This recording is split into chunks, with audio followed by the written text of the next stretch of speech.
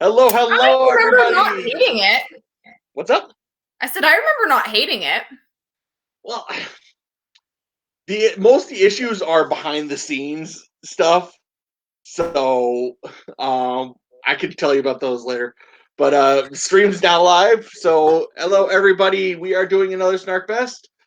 Today we are doing Rogue One. Woo! Yay, good movie.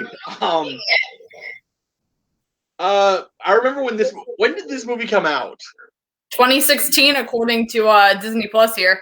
Because yeah, this one was like right after Force Yeah, Awakens. at the time, Disney's plan was um sequel movie, like sequel trilogy movie, Star Wars story, sequel trilogy movie, Star Wars story. They were doing it every other year. So Yeah. this came out between The Force Awakens and The Last Jedi. Okay. And okay, yeah, that makes sense because I remember this movie did very well at the box office, whereas Solo unfortunately did not. And mind you, Solo's fault at the box office was not because of Solo's fault. It was all because of how bad The Last Jedi was. Yes. Um, which is just terrible because Solo's actually a good movie. I It's not enjoyed it. perfect, but it is a very good movie. Um, so this is probably one of my favorite Star Wars movies. Like, regardless, I mean, even including the originals. Yes. So just keep that in mind. But I do remember going in, like when they were like doing this one, everybody's like, "Oh, what kind of movie is this going to be?" Blah, blah blah. It's like you don't see what they're doing here. There's obvious. Disney is gonna milk this universe for everything. Yeah, So I saw something somewhere about how this movie was pitched. Like I can't remember if there was like an actual competition at like Lucasfilm, but there was something going on about what would make a good Star Wars story. And so like some worker at at Disney or Lucasfilm was like, "Well, why don't we make a movie based off the opening scroll of A New Hope?" that is Where legitimately what I was just gonna say. yeah, Because but my I don't husband and remember if it was. I don't remember if it James was and a I, competition or what, but we joke about this movie because like yeah, the movie is the story of all the rebels that died getting the plans in the opening scroll, but it also very nicely explains the why the heck is there such an obvious like divide, like you shoot into this hole and the whole thing blows up, like who puts, like how does that design flaw get put yeah, into a thing like that? And so this movie very nicely fills in that plot hole. explains like, oh, by the way, this is why. Because yeah, that is kind of a fault in the original of like, how is it possible? Like, if you were to stick a potato in the exhaust of your engine, it's not going to cause your engine to stall. It's going to shoot the potato back out. Yeah, So but I mean, we all know that sometimes upper management, like engineers, would be like, "Hey, we can't do this," and upper management's like, "Well, we don't have time to fix it. Go forward with it anyway. No one's gonna notice." Like the yeah, Pinto. that is true. That is true. Upper Well, management engineers a are like, lot of "Hey, times if doesn't pay this attention. Pinto gets in a car accident the wrong way, it will explode." And upper management is like, "That's not gonna happen. It'll be fine." Yeah. Oh, that reminds. I've heard several lawsuits about stuff like that where it's just like there's this minor thing where all the engineers are going, dude, we gotta fix this, we gotta fix this. And Yep. then upper management's like, oh, no big deal, whatever, it's not a big deal. And then all of a sudden, yeah, it is. Yeah. So So I mean that's why the design flaw in the originals never really bothered me, because I'm in, I work that kind of crap. yeah, Granted, no, safety's a that lot better reminds me. these I days was than they were watching. in the 70s, but still. No, that reminds me. I was watching a documentary about like it was like motorcycles, and there was one design where they had like the handlebars would come to a point like right here. It's like, yeah, well, it came to the engineers literally going, no, we will never do this because it's just if anything happens, Yeah. yeah. And so I mean, what they ended up doing is taking that point and then turning it forward. So it's like, okay, that makes a lot more sense. But yeah, Yeah. that's one where it's like even the engineers were going, we refuse to do this, we will go on strike. So Yeah, unfortunately, that is the fault of upper management. A lot of times, they don't really pay attention to what's going down at the ground level, and then all of a sudden, shit hits the fan, and it's like, oh shit! So, which that reminds me, there's another movie we should do is Titanic because it has a couple of stories like that too. So, That's, I mean, exactly. The Titanic's a perfect example of that kind of crap. mm-hmm. Well, I mean, yeah.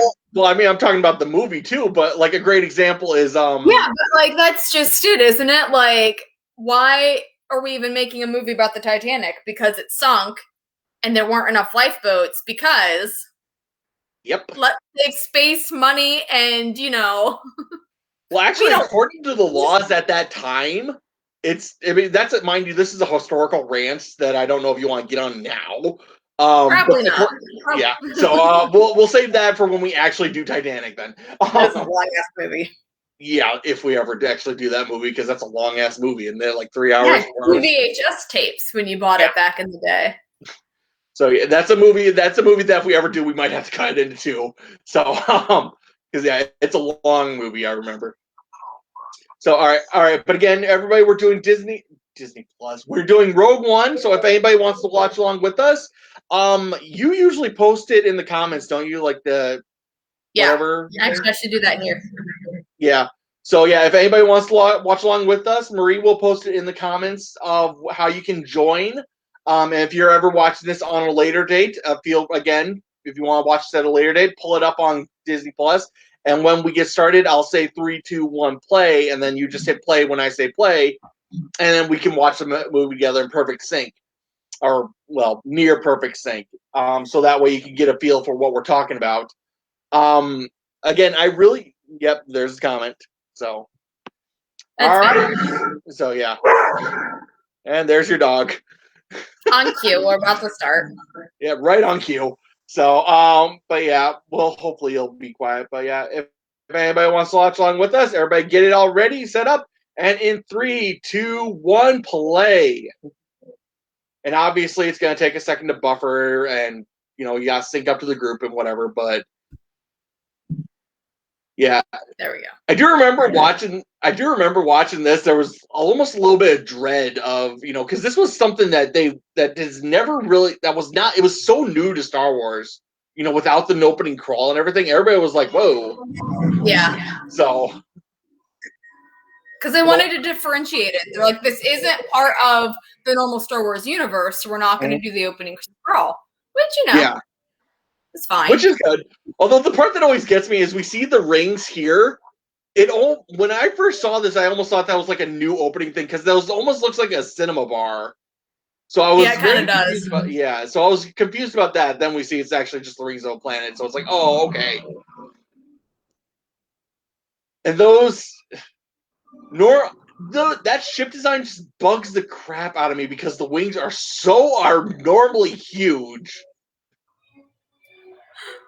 So I mean, like the original shuttle design for the Imperials, I thought it was just perfectly fine. I don't know why they don't just use that model here. Because this is an older design before they become what we know of in the originals. This is like, what, 10-ish or so years before A New Hope? Well, yeah, but then again, we got like the AC-130 has been in service for over like 30, 40 years, so I'd still think they'd have the same shuttle design, but yeah, everybody pack up quickly, we gotta go. And I like the blue milk in there. Yeah, that's a good cameo. And Saw Gerrera, which he was a character I was a little bit surprised they worked into the actual universe. I thought they were just going to leave that be, but it is good to see him. Although this part always gets me. They're going to go land on this farm, so they land like a quarter mile away. It's like, dude, you can park closer. Yeah, you'd think it'd kind of be like a helicopter where you can park pretty close to where you need to be as long as you have the clearing. There's plenty of space there. It's like, with that type of thing, you could almost be like, okay, we're just going to park on your roof. Hope you don't mind. So it just bugs me. It's like, why are they parking like so far away where they actually like, all right, it's a hike up there.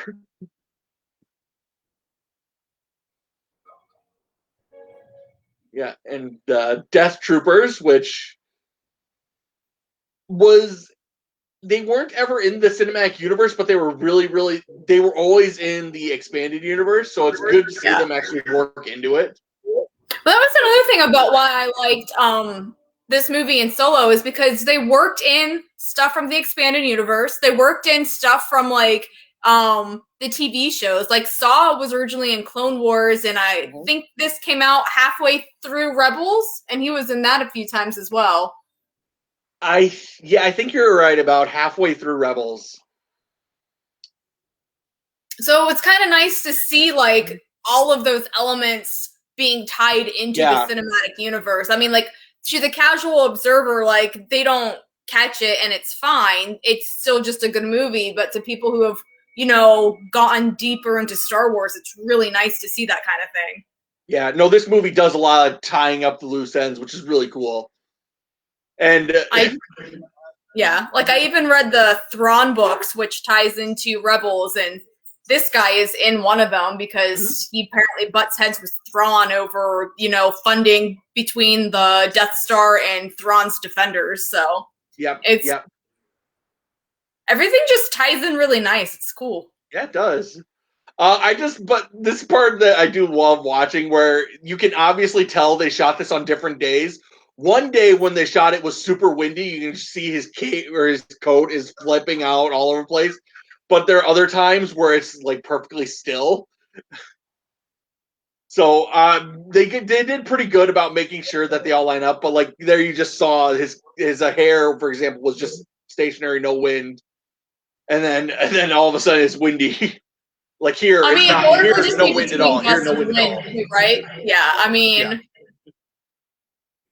Which, mind you, right, again, it's one. Yeah, it's one of those things about making movies of you do your best, but sometimes stuff happens. Yep, depending on schedules of your actors and filming and all that fun stuff. Yeah, like right there, they show nothing moving, no wind at all, and then all of a sudden it's windy again. So yeah, you're right. Yeah, because now it's not windy and his cape is perfectly still. And then this part here, it's like, didn't you discuss this plan of making sure we know what the flip we're doing? But she decided to try to be a hero and save her husband. One person against, all those Death Troopers and a Grand Admiral. It's fine. She knows what she's doing. Yeah, but it's like he just specifically said, "Oh, she passed away." So it's like, you think he would have had that, like, dude, I'm so broken that I can't actually work on your project. I'm sorry. But, like I said, you'd think they'd have a plan for if this happened, but apparently they didn't. They did. She decided not to follow it. Yeah, she shot him in the shoulder. Ow, painful. Yeah, like, even if she had killed him, I don't think it was going to, like, solve anything. They still would have died. It makes zero sense. Yeah. Oh, that would hurt so bad. I'm not sure. I've never been shot, but I have fired guns where the kick just hits you. So I just imagine the amount of pain he would be in it being shot like that. Yeah. Oh, but don't worry, she has a hiding spot. Although I did kind of like this. Like, okay, we're just gonna hide in this rock. And the still toy stormtrooper, which you think you would have taken that with you, but you know what? I do understand she is the kid. She just didn't think about it. Because how old do you think she is at this point? Well, that's just, she's probably about 9, maybe as old as like 11 or 12. It's hard to tell. Yeah. I don't know, especially with child actors. It's like, it's like, okay, there's somewhere between. Right, because you know that they have someone older playing someone younger just, for acting purposes. Power Rangers is a prime example of that. Which there's what, Power Rangers? Yeah, the Power Rangers. We should probably do those sometime. Actually, original Power Rangers, they legit all were teenagers. It's half the reason why 3 of them quit after a few seasons, because they were being overworked for being like pay disputes, but what? Aside from pay disputes, but yeah.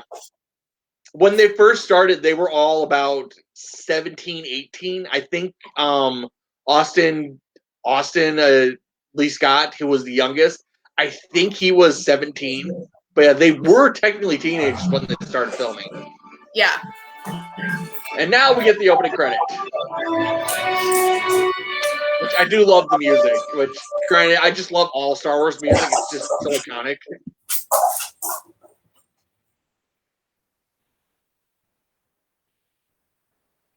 And here we see that she's. Oh wait, no, wait. This is a different scene. Yeah. She's in jail, isn't she? Yeah, I think so. Yeah.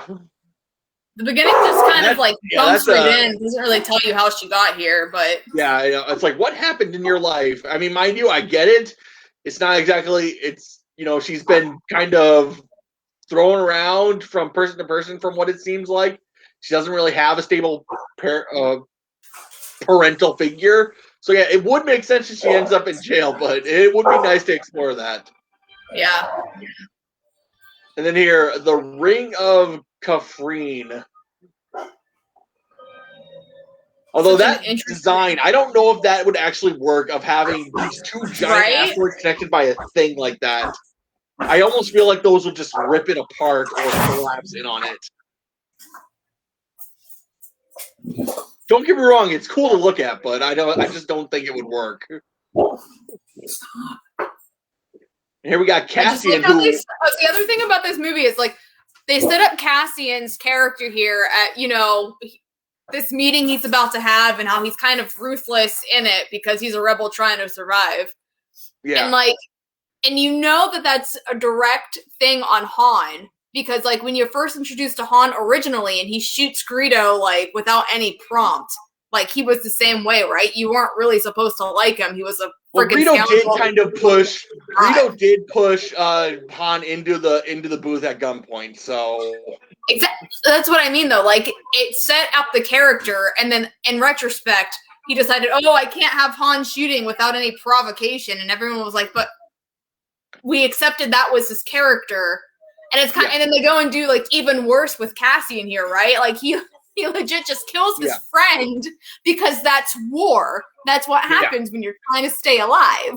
Yeah, but word of advice to anybody: if anybody ever points a gun at you, you shoot them. I don't care. I don't care if they've shot you or not. If they're aiming a gun at you, you have full right to shoot them. That is a deadly threat. Yeah, now it's just.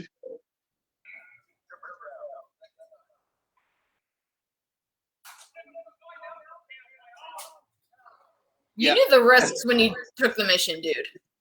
Yeah. Yeah. Calm down, you'll be all right. And just shot him in the back. Well, again, you can't risk him getting into enemy hands and being tortured and telling them what he just told you. Like, they're a liability. He shouldn't have, honestly, he shouldn't have sent someone injured like that in to do a job like this for that reason. He's a huge liability. Yeah, no doubt.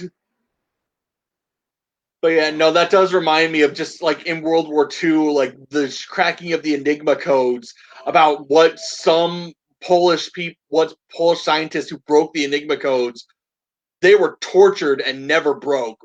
And it's just, I hate, you can't rely on that. No. And the Imperial pilot, who I appreciate that it was an Imperial pilot who was defecting, but I always felt like it would have been better if he was like an actual rebel who managed to infiltrate the Empire and then escape like that. But yeah. So.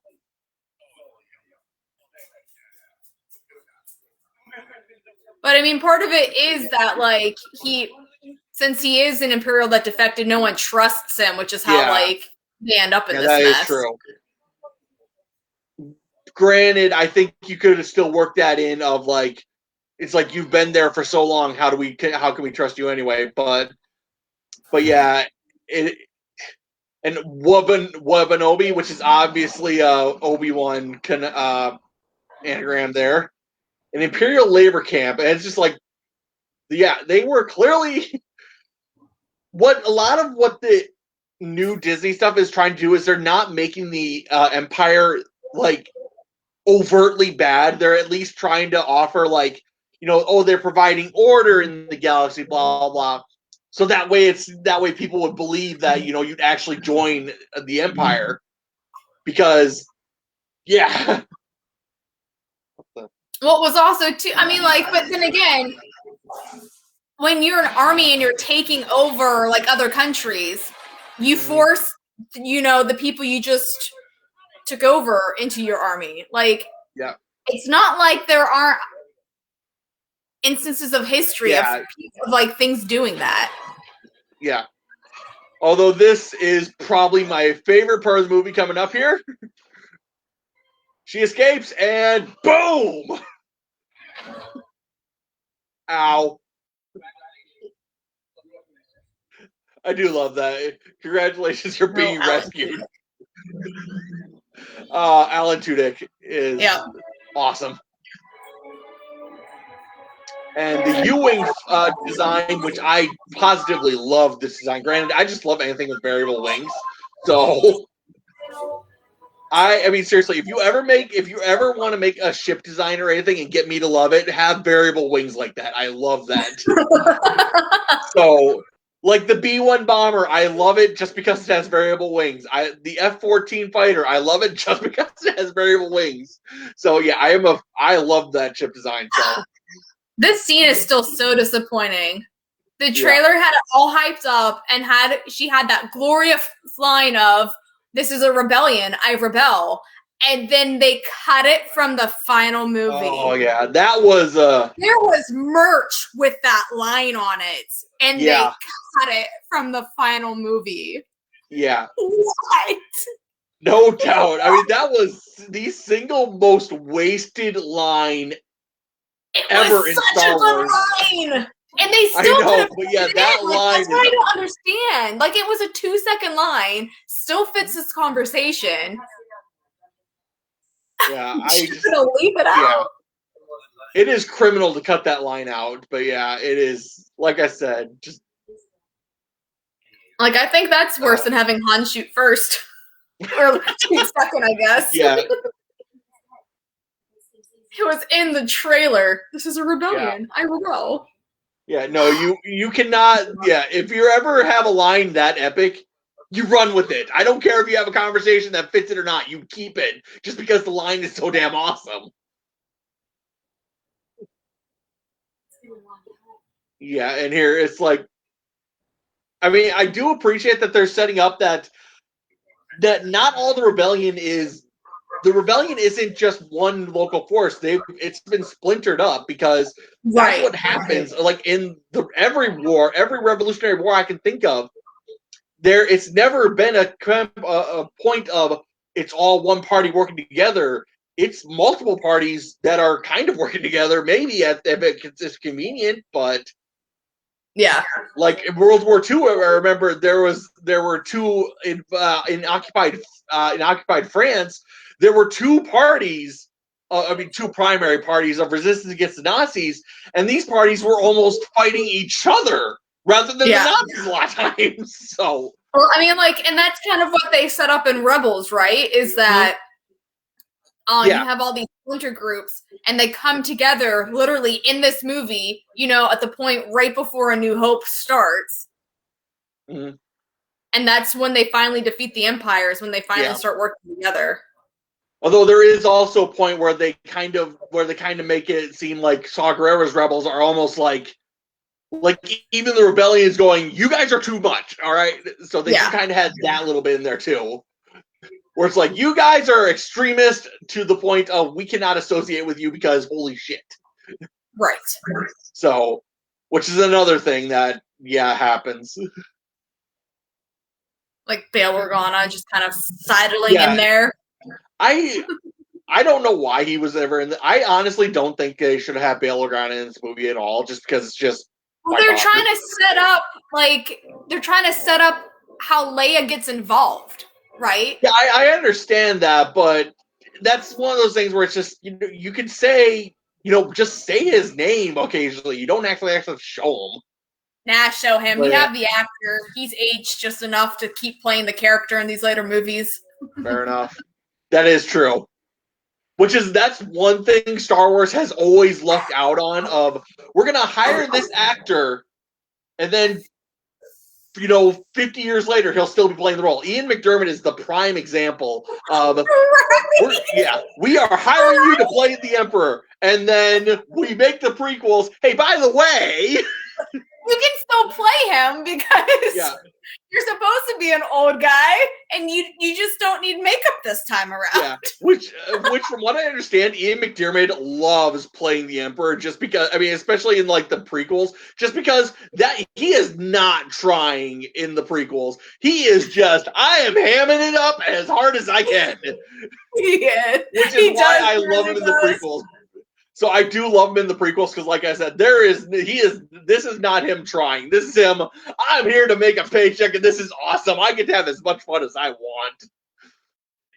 It's the same reason why I like Arnold Schwarzenegger in where he played Mr. Freeze, because that's not Arnold Schwarzenegger acting. That's Arnold Schwarzenegger going in and having a fun time with the stupid role he's got.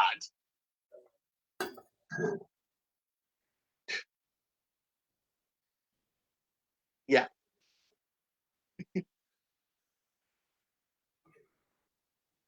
Yeah, where'd you get a gun? You think someone would be paying attention to that shit? No. It's a rebellion. They're not thinking about, I'm sure half of them don't even realize they have a prisoner who shouldn't have a gun. Nobody's paying attention to their shit. They trust each other. I do love this part. Do you know the probability of her using it against you? It's very high. Droids just love their statistics. Yes. Which is one part where I do love in Return of the Jedi, where C-3PO is just going off, and then Han just does this like little wave, and then Leia turns him off. Now, the only real issue I have with the U-wing design is that it doesn't make sense when its wings are open or when they're closed. Because we saw that the wings were open, then they closed when it takes it into hyperspace. It's like, okay, that makes sense. You would close them for hyperspace, but then later in the movie we'll see him flying with the wings closed. I'd like an idea of like, okay, they're open for this part and they close for this part. Because like the X-wing is clearly the X-wing and the B-wing for that matter, they open when they're attacking, but they close when they're just cruising around. Right. Yeah, and we found this in his boot when he was captured, which just reminds me of all the ways that spies have come up with keeping secrets. Like I know of one spy who had a fake eye. So he literally would put the codes in his fake eye to deliver, and that's in World War II. And it's just, there are some creative ways that they have come up with getting messages out. So, yeah. Where did I watch extras for? I must have watched extras for this movie on my DVD. Because if I remember correctly, this actor playing the pilot really wanted this to be this pilot and submitted like a ton of like video auditions of himself doing it different ways. Because he's like, they've got to like one of them. I've got to be in this movie. Yeah, that wouldn't surprise. Which granted, I can think of a lot of who's the Supergirl actress? Melissa Benoist? Yeah, she did that when she was auditioning for Supergirl. I was like, I need to play this role. So she even dyed her hair blonde for the audition. And she is terrific in the role. I don't like the show that much because Supergirl is more of a dark character than what they show, but... I issues with the show, but I love Melissa as Supergirl. Yeah, yeah. That is not one of the issues I have with the show. And I do appreciate this shot of the Star Destroyers against the Death Star, because that's one thing we never actually seen before. We never actually got a real good scale about how big the Death Star is. So here we see that the size of a moon. Yeah. So I mean, yeah, they have the line, and it's like, oh, that he's looking. This looks like he's headed to that small moon. And it's like, it's actually good to see, like in scope of even these big, like kilometer-long capital ships. They are just pale in comparison to the size of this thing. So, Grand Moff Tarkin creeps me out. Yeah. Grand Moff Tarkin, who unfortunately Peter Cushing passed away, but I will say they did very well with the with this bit of the CGI for his face. They do pretty dang well. It's not always perfect. They do have a couple points where you can definitely still have like the CGI feeling of it, but it's pretty good, right? Yeah. Like. No, but yeah, and it's just a dang shame that Peter Cushing passed away, because I just imagine how he would have done this role, which is a story which I have plenty of stories when we actually get to A New Hope about him wearing fuzzy slippers because he couldn't stand the boots that he had to wear. So yeah, if you're ever watching A New Hope and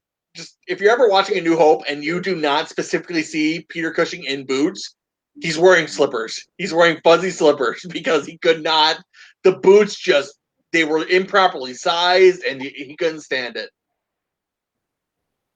Yeah, and here we got, he's a family man. Oh, good flashback memory. Yay! Yeah. Which that always kind of confused me. How do you go from being like a top officer to a farmer?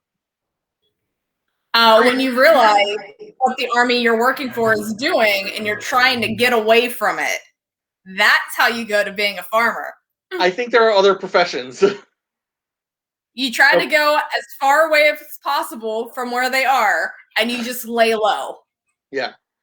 No, but like I said, there are other professions, because I remember, I mean, mind you, that's a Roman setup of.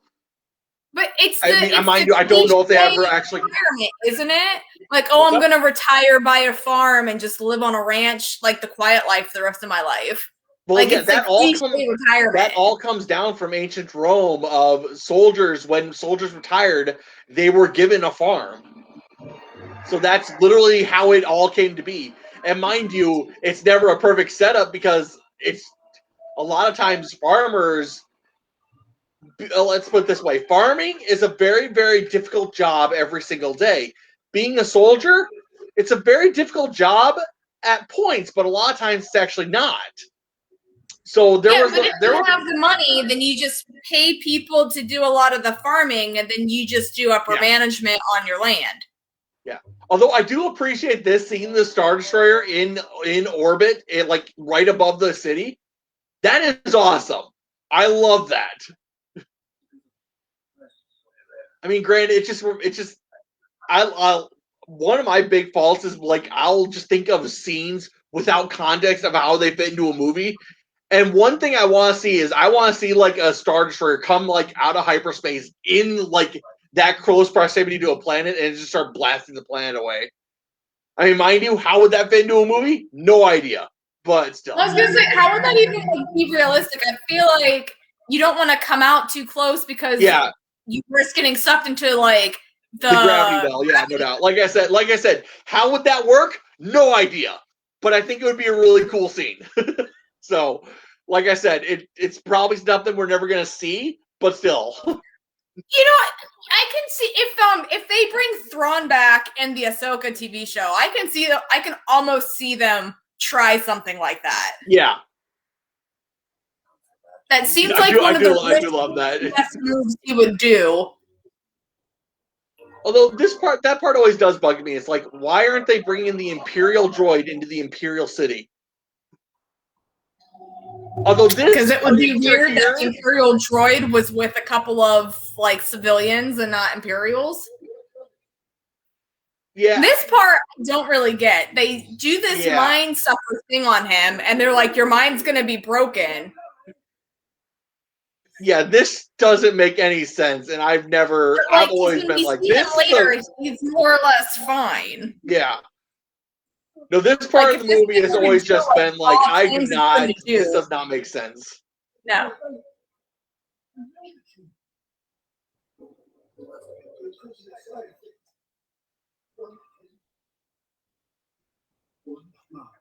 Is it temporary though? Because he seems perfectly fine later in the movie when we see him again.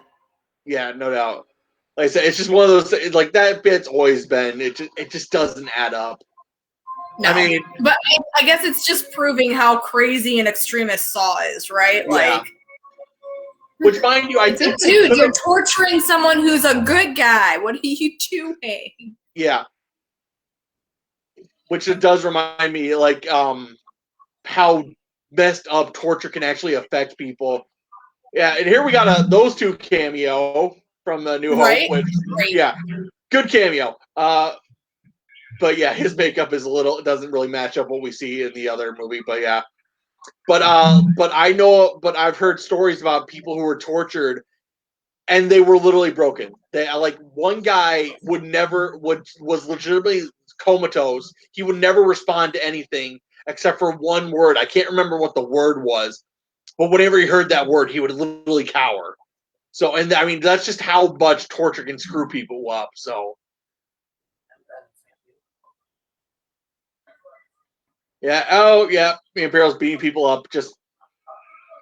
Yeah, they're trying to find the Imperial. Yeah. Or the pilot. Yeah, I understand they're trying to find the pilot, but a lot of it is like, you're picking on people who are clearly not the pilot. If you're just going to go up and... right? Like, they're Imperial soldiers. They feel like they're elite, and yeah, they're going to bully people because they can. Fair enough. Although here we got a character who I really wish we got more of. Donnie Yen! Yes. This is the best. Yes. I really wish... I mean, it's so unfortunate. Spoiler alert.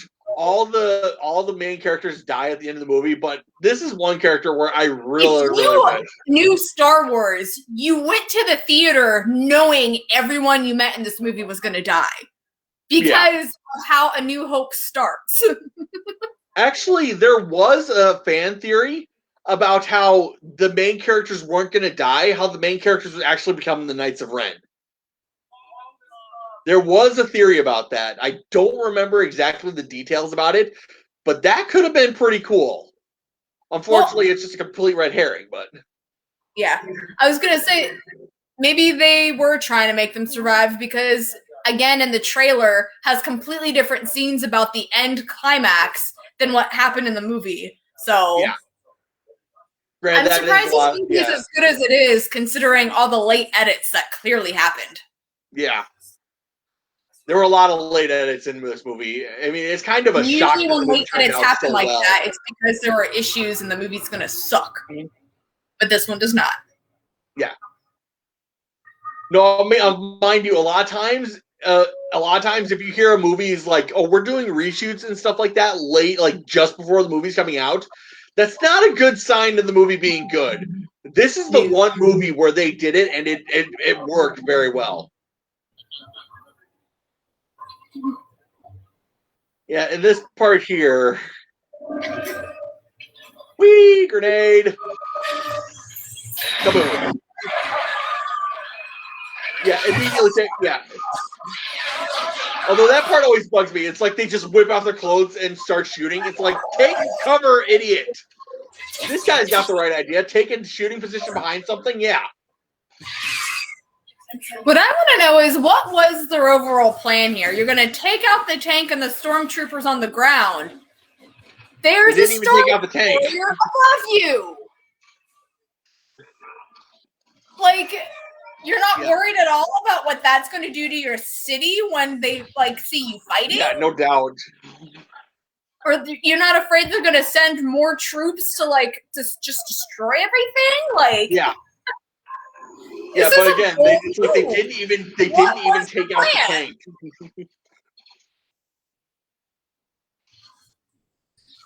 Yeah, And here we have some more of that Ow. what goes on when you're just trying to survive and caught in crossfire. Yeah. And this movie is very much a gritty war movie in the Star Wars universe, which, yeah, and now they finally got the tank.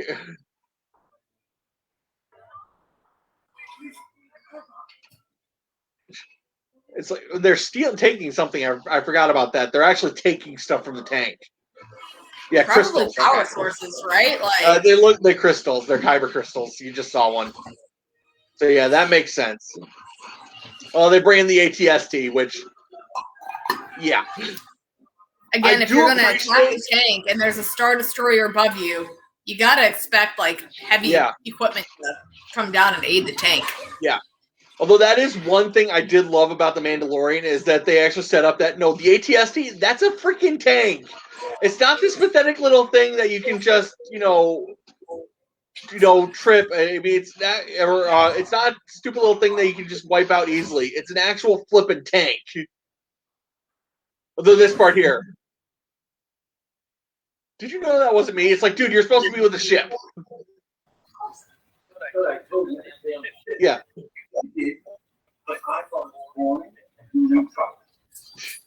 Oh, this part here. He just catches it. Oh. Yeah. I don't know if they intended that to be comedy, but it is so comedy. Well, I think it was supposed to be a comedic moment. Oh, this part here, where, yeah.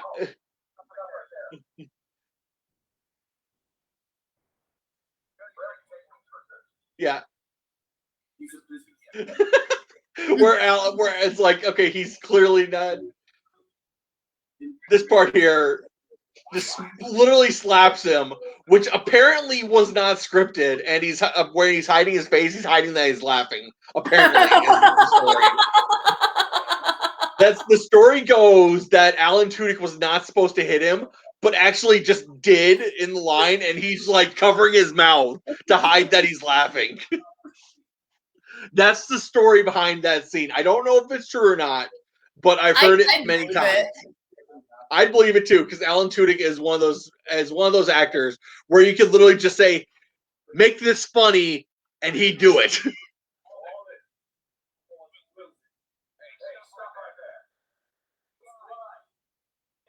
Yeah. Yeah, this part here where, yeah, what separates this guy from a Jedi? Seriously. What separates him is that he's not held to the Jedi code and their crazy BS that we've talked about before. He's literally a monk and doesn't use a lightsaber. Although that part does bug me. He's probably better about using the Force than Jedi are. Yeah, but there is one part there that bugs me. He kicks dirt up into a guy's eyes. It's like he's wearing a helmet. I don't think that'd work. Don't worry, I got your back. And the downed X-Wing fighter there, why? I question it, but it's a nice setup. Where did it come from? Yeah. I've never even noticed it before. Where did the X-Wing come from? Yeah. It's just one of those things where it's like, it's a cool backdrop, but it doesn't serve much of a point. It's just there. It shows the rebels have been there because they're the ones that use X-Wings. Maybe. Yeah. You get us to Cinderella. Yep, they're here for you too. Although the part here is coming up is hilarious.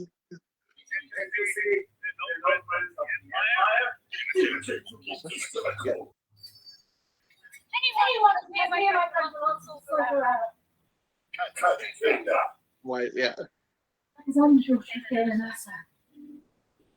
I don't think that. Yeah, I don't think that would be this part here. Are you kidding me? I'm blind. We're gonna put a blind guy.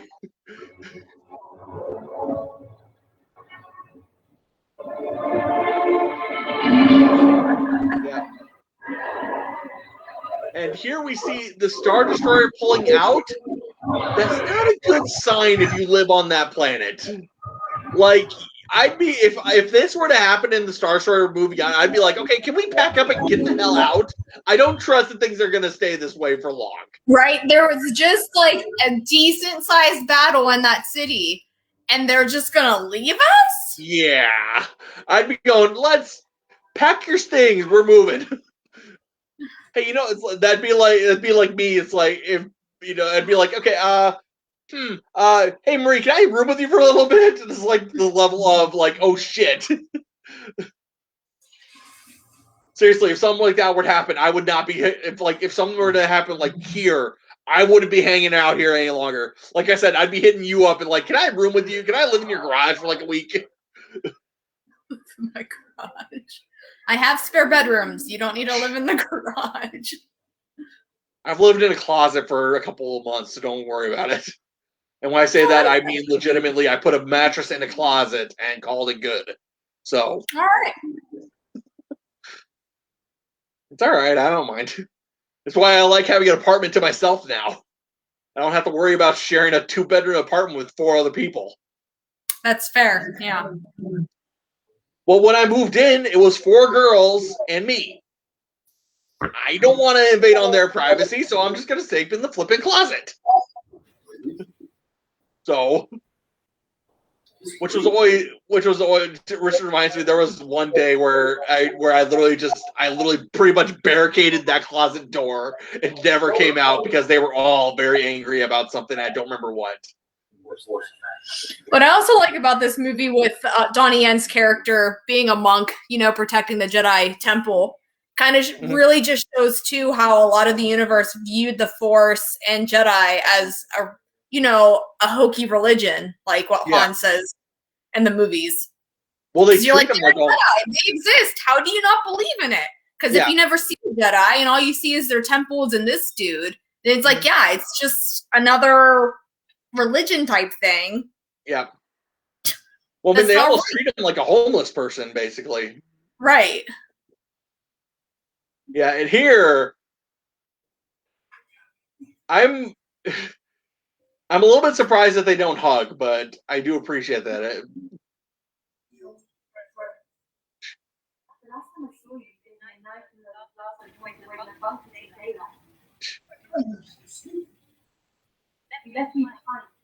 Yeah. Yeah.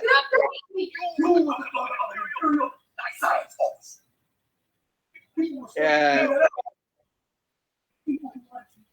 It's like I'm sorry, she was 16 when she was your soldier.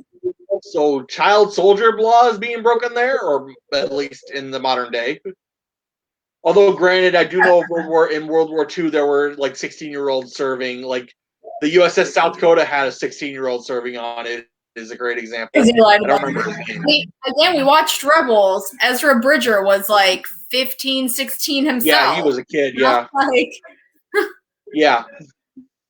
That's one thing that always bugs me of these. I mean, granted, they do hang a lantern on it, like this is not a good thing, but it's like, even Clone Wars in the Clone Wars, Anakin was like 19. Ahsoka is like what?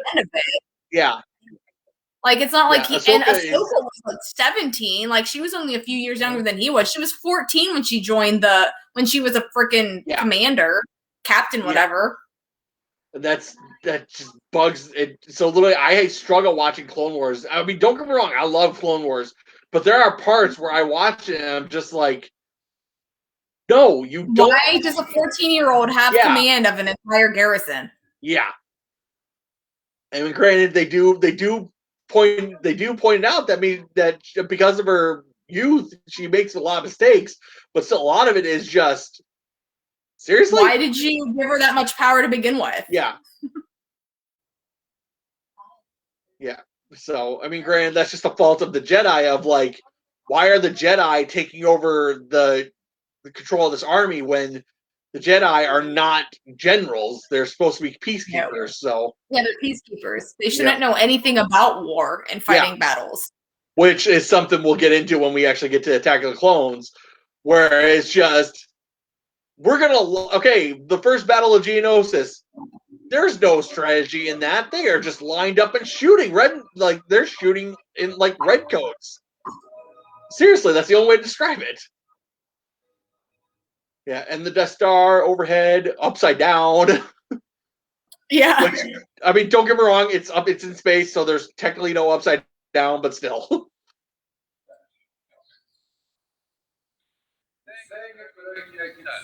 Yeah. But this is part of why I really, really hated the sequel trilogy. Because if you watch Tarkin here, when he gets upset, I mean, like him just talking here, there's far more dread than Kylo Ren or General Hux ever had. Because they're just screaming at the top of their lungs. They're having tissy fits. Yeah, that's what irritates me about Kylo Ren and Hux. It's like, I could understand if one of them was super childish, but you'd expect the other one to kind of be like Moff or Tarkin here, right? Like, you'd expect one of them to be the cooler head to prevail. But they were both hotheads, and they were both super childish, and it was just a stupid dynamic. Mm-hmm. Like, you didn't want to like either of them.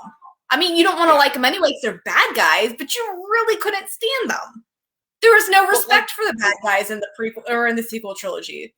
Yeah, but it's just like I said, with Tarkin just talking, he gives you more dread than anybody ever did, just because he has that.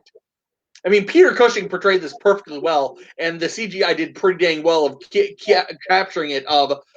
He can just look at you, and you're like, "Oh shit!" Like, dude, now you all better. Yeah. You kind of got the feeling that he had broken his or lost his mind, but he snapped out of it pretty quickly. So it's like, what was the point? Don't worry, it only takes place for a couple hours, apparently. Yeah, like you made it sound so scary. No doubt. Yeah, and then this part here, it's like, you think you'd want to save that message, like put it on a thumb drive, make sure that we can keep it.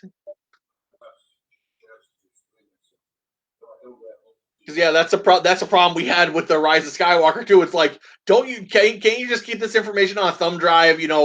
Keep it simple. We don't have to sync up wires to and from a space station to a ship. We can just here's the thumb drive. Get out. Yeah. And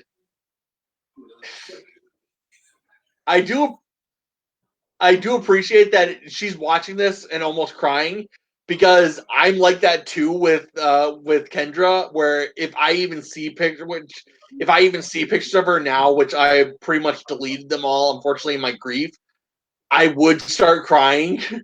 So I do appreciate that. So, but yeah, no, that's one thing that when she passed away, I was so broken. I deleted every picture I had with her, unfortunately.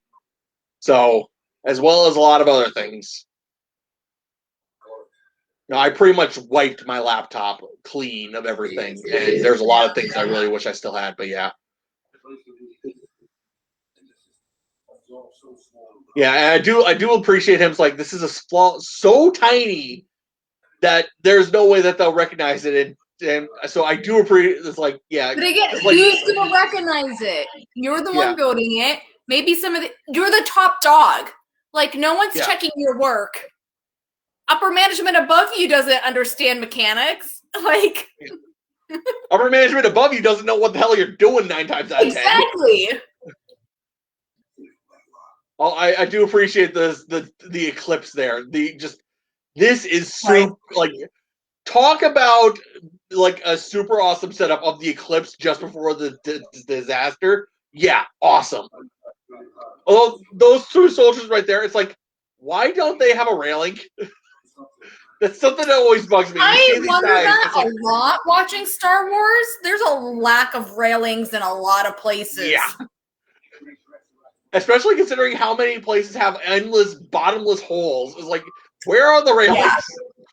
Imperial ships love having bottomless pits and no railings. Yeah. Yeah, this part here. I think you'd be going, okay, fuck, bail. Which is one thing that Saw Gerrera's Rebels apparently don't have is ships, because they're just running. Don't worry, guys, I got this.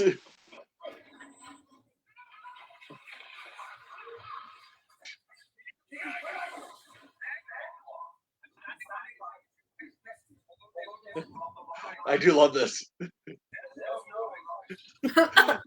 Yeah, I don't know if that line was scripted or not, but it's so perfect. That's one of those lines where I could feel like it's just Alan Tudyk being like, here, have fun. Which is something that which is a lot of characters in a lot of scripts have of like how do I want to put this? A lot of times in scripts, especially with established characters, they don't actually it's not actually a set script. A lot of times it's just you say things. Like Serenity is a prime example of a lot of times Mal is saying things that were not actually scripted. It was just Joss telling Nathan Fillion, just say something Mal would say. So, and here again, too bad we don't have that thumb drive that you got the message on, and too bad we can't drag your ass with us. Like, why didn't you grab that? Yeah. Well, apparently they do have X-Wings. Yeah. I'm pretty sure you'd be experiencing more than just a little bit of earthquaking in that type of proximity. I'm pretty sure you wouldn't be able to stand with how the ground was rumbling. Probably not. No, yeah. Whee! Yeah.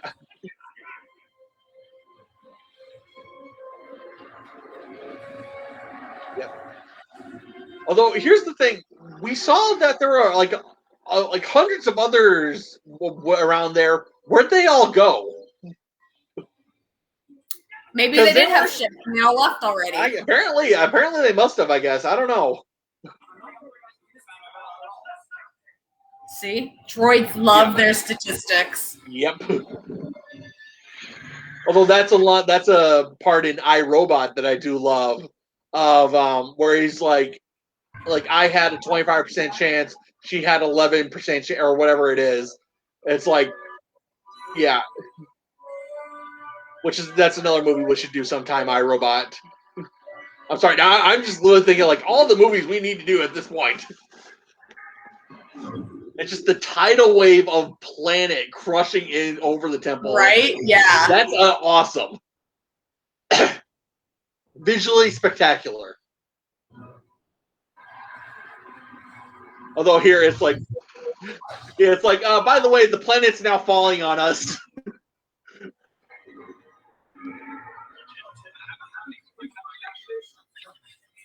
Yeah, this part here where you just gotta fuck it and go. Although what I don't appreciate is you kind of see it like streaking off there. It's like, I don't think you should actually see it. Because that I don't think so either. It should just like disappear, right? Yeah. Yeah. I mean, I understand why they have it, but it's like I said, it doesn't add up, because it'd be a little tiny ship escaping from that, so you wouldn't be able to see it. It'd be so small compared to that level of destruction.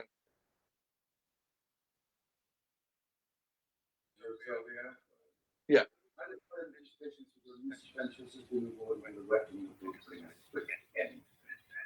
Yep.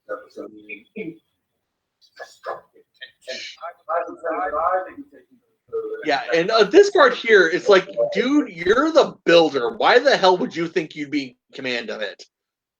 Like, Neil Armstrong and Buzz Aldrin and Phil Collins, they didn't make the space shuttle. Well, he had overseen the building. Like, he's been overseeing this project since day one. That's why he assumed he'd have command of it. It's still... It very much feels like, you're the designer and the builder. You're not the. I'm sorry, we're not He's putting not you the in charge. designer, though. That's why they have what's his face. He had to get people to design it. Like I Yeah. said, he's just been overseeing the project. Still, I don't know. I mean, he's an officer in the army. He assumed he would be given command of it since he's the one who's been cheerleading it this whole time. Maybe. Oh, I do love like cheerleading. That just. I'm sorry. I just picture him. Way to go, team! I couldn't think of another word. I know. I'm just laughing at that now.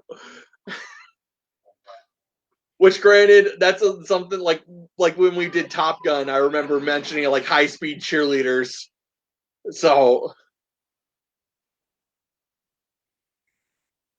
yeah, and here he's getting codes. Like, I do appreciate that. Yeah, you'd want to like. I do appreciate that. You know what? Yes, you're gonna want to assassinate this lead Imperial guy, but wouldn't it be better to capture him if possible? I mean, it definitely would be, right? Like, why are you going to kill him? If he was going to tell the Imperials about his design flaw, he would have done it by now. Like, it's a little late in the game. Obviously, he's fine where he's at. Like, Yeah. If you kill him now, the project is more or less complete. You're not going to do anything. Yeah. Now, at this stage of the game, it doesn't really matter. Nope. That's why he went with them to begin with, because if it wasn't him, like he said that in the message, he's like, if it wasn't me building it, they would have found someone else. At least while I'm here, I'm gonna, do the best I can and put in this design flaw. Yeah. Which is that's But as you pointed out, she didn't grab the thumb drive, so the rest of the rebellion have no idea that that's the actual plan here. Yeah. I'm sorry, my mind is going back to, like, every time we're saying something, my mind races back to something I learned about World War II. And so I'm constantly wanting to go on history rants, and I constantly have to keep stopping myself because we're supposed to be commentating a movie. I'm now supposed to be giving history lessons. But even though I failed a couple times, I'm still having problems, and there was just one of them. But yeah, but yeah, that's one of the things where like in World War, I'm just gonna break down. Exactly. Before I could get the message.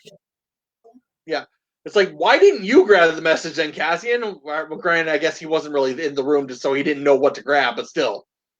Yeah. It's like, Jin, grab the thumb drive, or hell, grab the dude and drag him out with your ass. Like, why wasn't Saw like, don't, take this? Like, yeah, seriously. Yeah, I know you want to get out of there, but you just saw your father's hologram. I mean, she was just kind of shell-shocked about everything that had happened. Yeah, but I still think it'd be like, Cassian, get in there, grab Saw's ass, and carry him with you. Saw looked way too big and way too mechanical. There was no carrying that dude. Yeah, fair enough. He was going to be too heavy with all his mechanical parts. Come on now. Yeah, metal weighs a lot. Fair enough.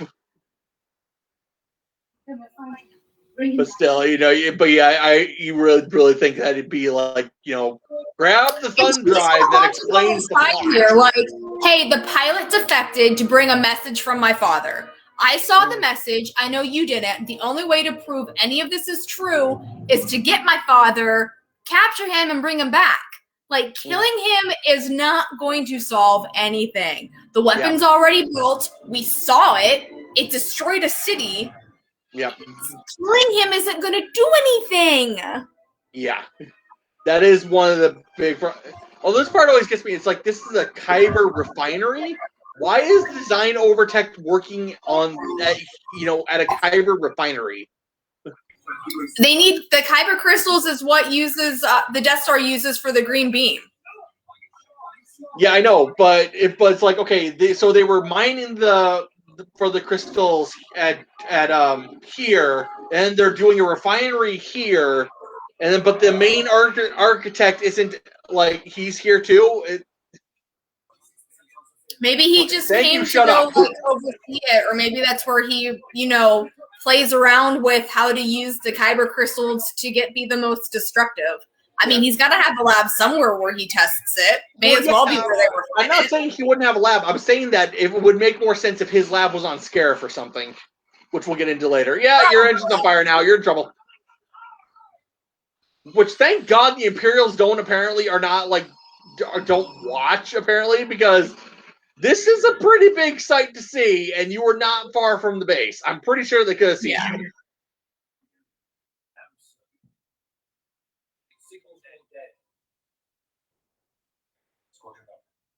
Yeah, and here where it's like, and here where this part also kind of bugs me of where it's like, okay, we're gonna order a fighter squadron strike on this facility.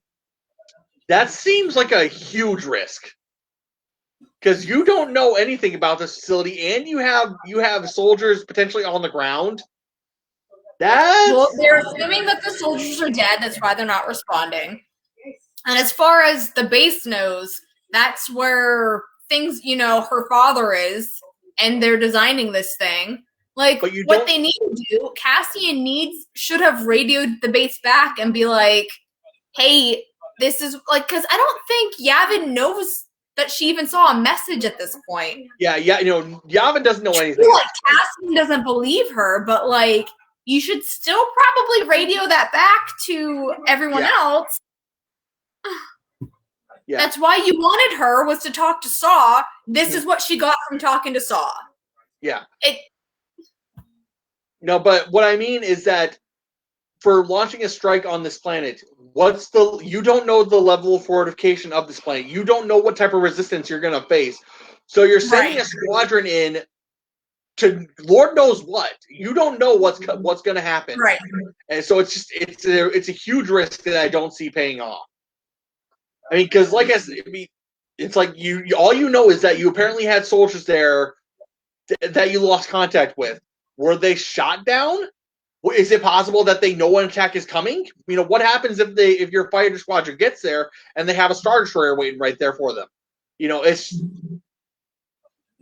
It's one of those things where it's just, resource management is not exactly. I mean, granted, I understand for the movie's sake, but it's just one of those things as like in a strategy game, you don't really risk that. You have spy planes or something first. Although I do love watching these X-Wings take off like this. This is kind of cool. And also the Y-Wings, which is one thing which I remember talking about in Rise of Skywalker, is how long the Y-Wings have been in service at this point. Because they were introduced in the Clone Wars, and they're still being used 30, 40, 50 years later.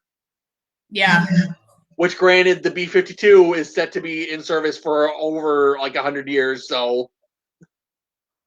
Granted, the B-52's design is very much, the engines suck? Put new engines on it. Okay, great. Oh, this sucks? Put a new one on it. So... Yeah.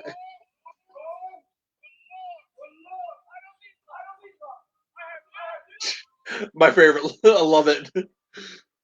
It's like, I don't need luck, I got you. Which also, the ship has been completely crashed and devastated. I think you'd be trying to find a new ship. I don't think that one's flying anywhere again. New. It lost half of its front wing. Yeah, it lost an entire wing and at least one, if not two of its engines. It's not going anywhere.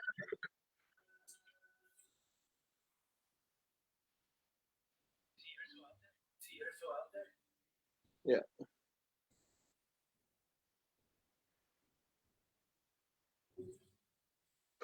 This part always kind of got me. It's like, we're going to have this meeting in the rain. Well, yeah, that would be if you're they're more or less trying to torture them into saying who the spy is, right? So you make them as uncomfortable as possible. But I still feel like it's like, dude, can we have this meeting inside, seriously? Because why are you just standing out in the rain? Because I mean, here they're already standing in the rain, and it's not been revealed to them that there's a spy yet.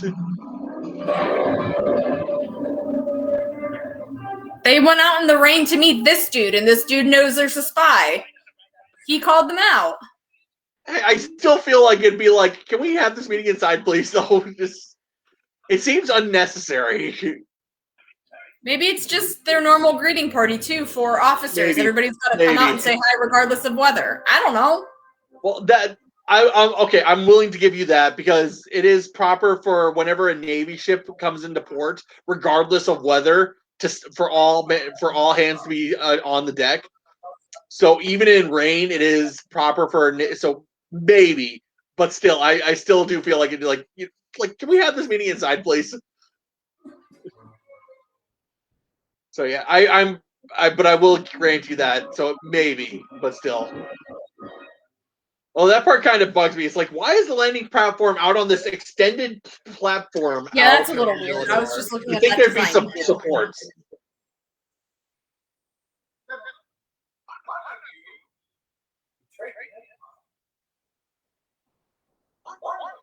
Yeah. What I do like is like you got all of them kind of like looking back and forth, like is this a joke? Are we being pranked? This is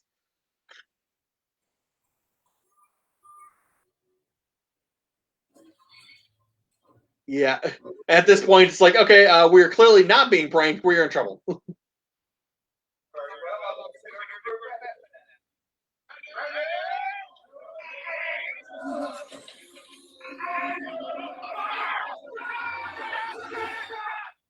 Yeah.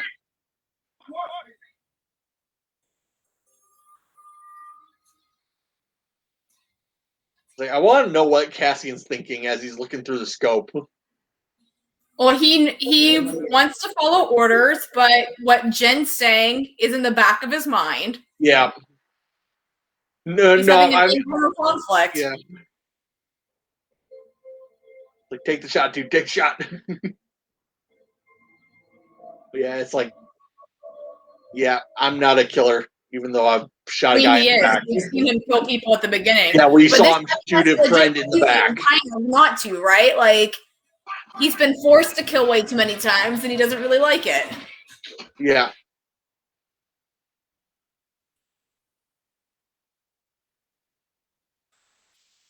Probably should have killed him, but that's besides the point. Most likely. Yeah, probably would have been best to just shoot him, but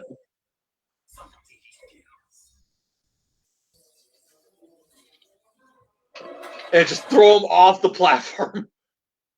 I mean, it is slippery out. Yeah. He was But standing again, real close to the edge. yeah, but again, where's the guardrails?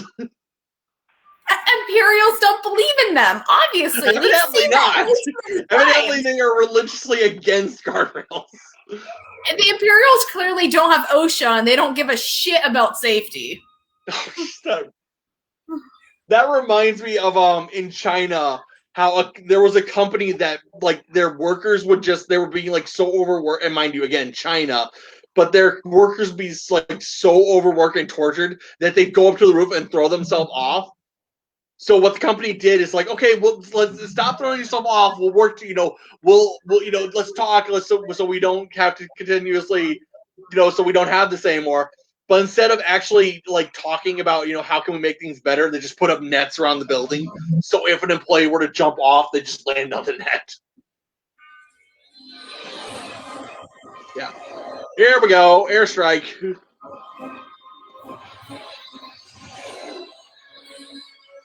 Yeah.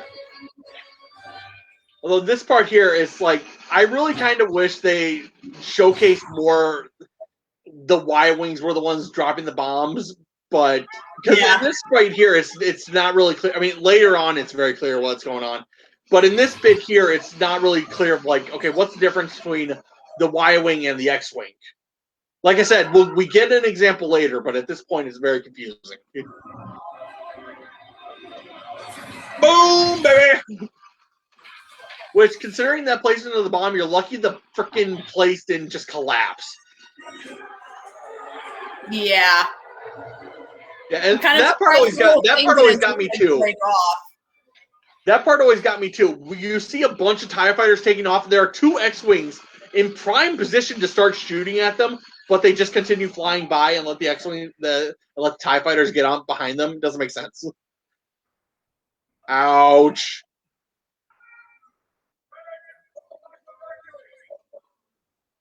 Yeah. Yeah, he's been shot in the shoulder and he got blown up by a bomb. Yeah, he's taking a beating this time. Boom. And this part here, where he just completely shoots down a TIE fighter. Damn. I want that gun because apparently it's powerful enough to shoot down a TIE fighter. Yeah.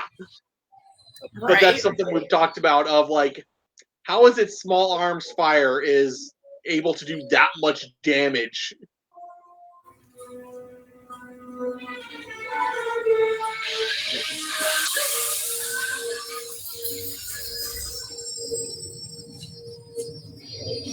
Yeah. And, oh, by the way, if you were ever that close to the exhaust of an event of a ship taking off to get blasted back like that, you wouldn't just be blasted back like that. You'd be incinerated. The heat from that would be immense. I mean, that's part of why on modern day aircraft carriers, they have a freaking shield that comes up so that when the jets are taking off, the freaking heat wave doesn't incinerate their own crew. Yep. Yeah, and it's just. Yeah.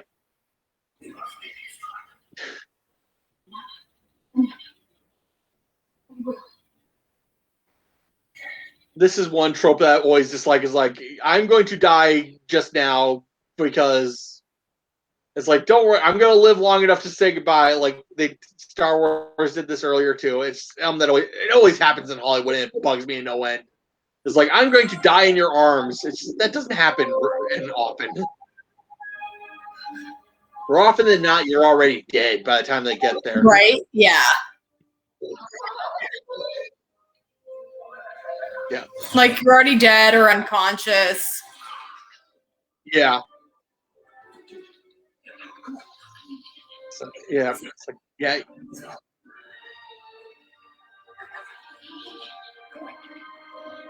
It's like, why are you taking her with you though? Because she's not really part of the rebellion now.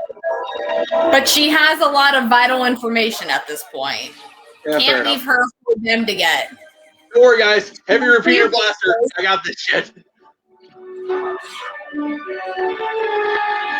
Like, if he leaves her, he's going to kill her because she knows too much. Yeah, fair enough. Grant, I'm pretty sure the stormtroopers would kill her too, but still. Although, here's the thing. How'd they get a shuttle? He knows where they're kept. He's a pilot.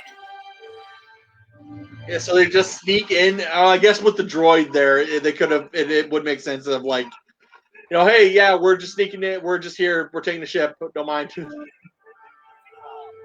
makes sense of them getting into the facility, and I guess with the bombs dropping, they wouldn't really get that. Oh shit! I mean, that's one thing I wanted to talk. That's one thing I'll mention when we get to Return of the Jedi. Is like we see Luke Skywalker dragging Darth Vader through the facility, and no one stops him. But at that point, you know better. At that point, you know that the Death Star is not long for this world. So I'm pretty sure you got your own problems to deal with.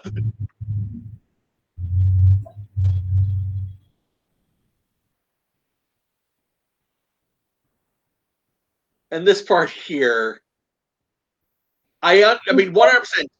I understand this is a good part to have. She would be very pissed off of, you just killed my dad. Even if you didn't, those were rebel bombs that killed him.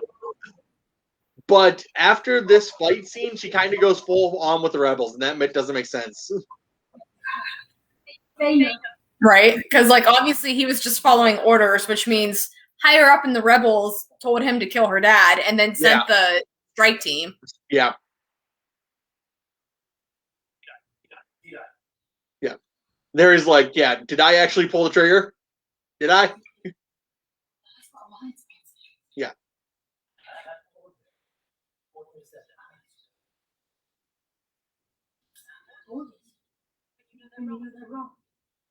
Yeah, and here we get the one thing of where war is freaking nasty. And this is why I always say the Jedi should not be commanders, because in war, you have to make decisions that are not easy decisions to make. Like during the sinking of the USS Indianapolis, the captain of the ship had to say, okay, dog the hatches, seal them up so that way we can buy time for most of the crew to get off. Unfortunately, you're condemning hundreds, if not thousands of men below decks to death. But so yeah, it's one of those things of like, it's a ruthless calculus, I guess is the best way to say it.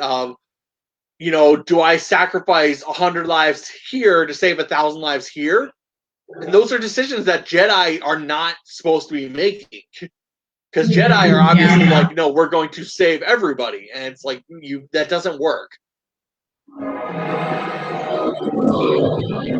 And here, is this planet Mustafar, I guess? I don't remember if it actually says. Although it's like Darth Vader goes to the place of his greatest defeat to set up a temple. Well, I mean, like, Mustafar was like a mining facility, right? I mean, like... Yeah, that's, like I said, it's like, it doesn't say what planet is this. We don't know. What other planet is it gonna be that's so full of lava like that, right? Yeah. But yeah. And here we got Darth Vader in a back-to-tank, which, by the way, considering the injuries he sustained, yeah, he would be living in that thing.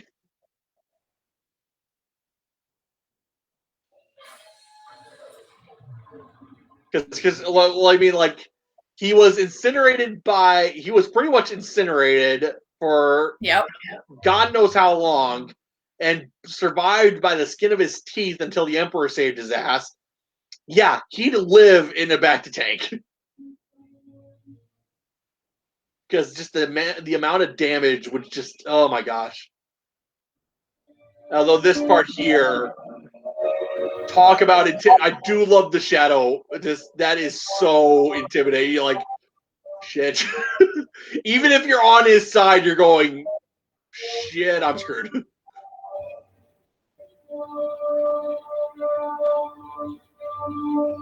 Although one thing that kind of gets me is that the helmet seems, or I don't know if it's the helmet or what, but it seems to me that it doesn't look right for some reason. I don't know why. But like the helmet is either perfect. I don't know. It's just something doesn't. No, that might be what it is, because like obviously in the originals, the technology that, like, I think episode 3 they said was the first time the helmet was legit symmetrical because of the technology they had to make it. Yeah. So technology for making props like this has just come so far that you're used to seeing more or less a crappy handmade thing. I mean, that thing looks pretty good. Yeah. So yeah, it doesn't. That's one of the little flaws of, like, it doesn't look like, from what we see in the New Hope to what we see now. It's not perfect. It's not perfect, but like you said, with the technology, like a great example is like a lot of times in in the original Stormtrooper helmets, you can't see a shit. No. So Mark Hamill was not lying when he said he couldn't see out of them. I've worn a replica of them, and it's like when he says, "Oh, you can't see jack shit." I mean, seriously, when I had that thing on, I felt like I had to almost tilt my head forward to even get a little bit of the view, because it was so. But yeah, and here I do love. Vader doing his signature move. No. What I love here is Vader's dad joke. Careful not to choke on your aspirations.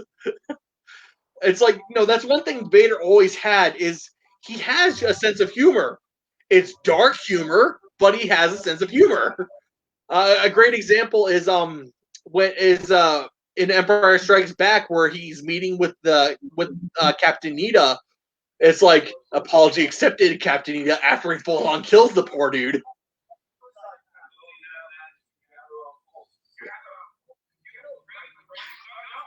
Yeah.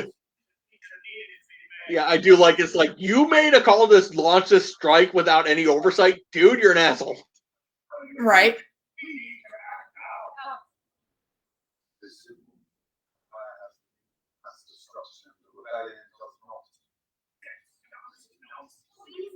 Yeah, and here, of course, like we said, Jin Urso was just like, you guys killed my dad. Why? You dragged me into your rebellion, killed my father. Like, what? And yet I'm still trying to help you. Yeah, no, at this point, I'd be like, they'd be almost like, no, you need to stay. And then she would make a line of like, this rebellion has brought me nothing but pain, which I don't know. Yeah, which I feel like that's a line I heard somewhere, but I don't remember where. I don't know. Yeah, maybe that could be in Solo. I don't remember. But I swear to God, I heard that line said somewhere or read in a book somewhere, but I couldn't tell you where.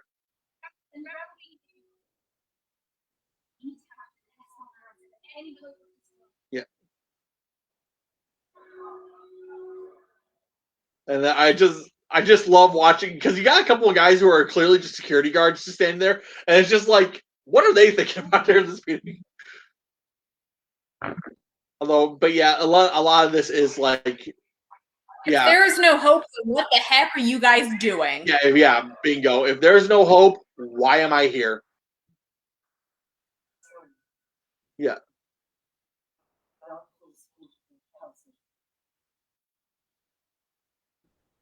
Yeah, and that part is like, without the full support of the council, the odds are too great. But don't worry, this one admiral will just override the council and just do what you say later. Don't worry about it. Well, I mean, that's all it takes, right? Is just to if you could just get a couple people to volunteer to do it. Screw this council. I'm going. Who's coming with me? Which, granted, that reminds me of a couple stories of World War II, of literally just a couple planes like, I'm doing this. You can back me up if you want. And then the rest of the military being like, well, shit. Yeah, this part here, where it's like, yeah, we've all done things we're not proud of. Like, I've assassinated, yeah. So, and I do, like I said, this is why I like this movie so much, is like, they hang a lantern on, we're soldiers, and we've all done things we're not proud of. So, yeah, we're in. Like, we've done it. We've done these things for this rebellion. We're not ready to just let it go. Although one part that kind of gets me is like, they're all human except for like one alien in the background there. I kind of wish they had more. Like, let's see a Rhodian or a Wookiee in there. Why not? Yeah, I mean, that is a good point. Like, there aren't more Mon Calamarans, at least. Like, yeah. I mean, later on we will see a couple like other aliens flying ships and stuff like that. But yeah, it's like, you think that you'd see like other species, or I mean, even some women there too. I mean, granted, we will see female pilots later, which is something I really enjoyed seeing. It's like, so hey, maybe there were female pilots at the Battle of Yavin, which we never saw them. Which, mind you, the reason they weren't actually in the movie is because at that point it was actually, I don't want to say, it was not exactly realistic. In movies that time, they didn't show women dying, basically. That's why you never see a female pilot. I do love this. The droid is like, I'll be there for you. Askian said I had to. I do love that. Which, again, I don't know if that is scripted or not, but you know what? Brilliant.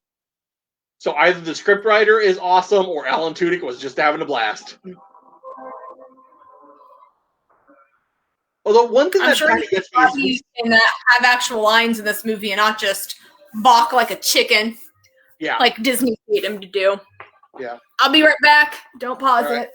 Although, while you're away, that's something that kind of bugs me. If you actually look in the background there, you see like X-Wing fighters just kind of all sitting parked in. It's like, why aren't they parked in a specific way? They're all just kind of there haphazardly. Because that's like in aircraft carriers or in runways, it's very clear. Okay, this plane has to be in this specific spot, especially on aircraft carriers. Of you have to be right freaking here at this exact spot, otherwise we're gonna have a crash. And it's like, so yeah. I mean, there were problems on that in on one of the old carriers. I think it was the Enterprise. Of a fighter was improperly placed, or a truck was improperly placed, and it caused a bomb to explode because of it. So yeah, so it's like I kind of bugs me to no end that these generators are just haphazardly everywhere, and there's no like, okay, one's parked here, the other's here, or whatever. Although, yeah, them just taking the shuttle,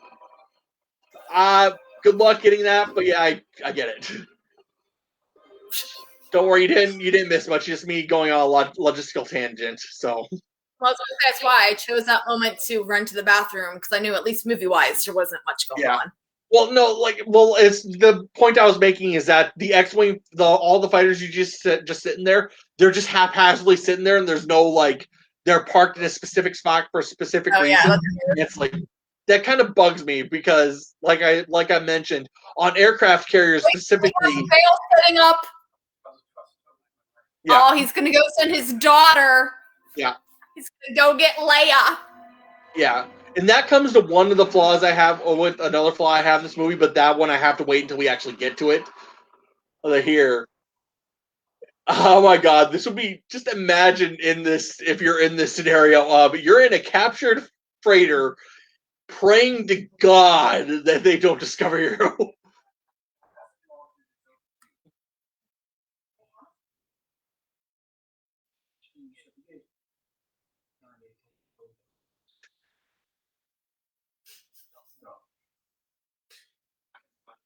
I do love that. It's like, not me, I'll survive in space. Although realistically, if they were to I'm pretty sure what they'd actually do is they just shut the gate and then let you starve. Because they don't have to do anything. They just literally shut the gate and let you sit there for all intents and for literally a week. And it's like, how much supply? Do you have enough water on that thing? We can wait. We can wait for days on end. Can you? Yep.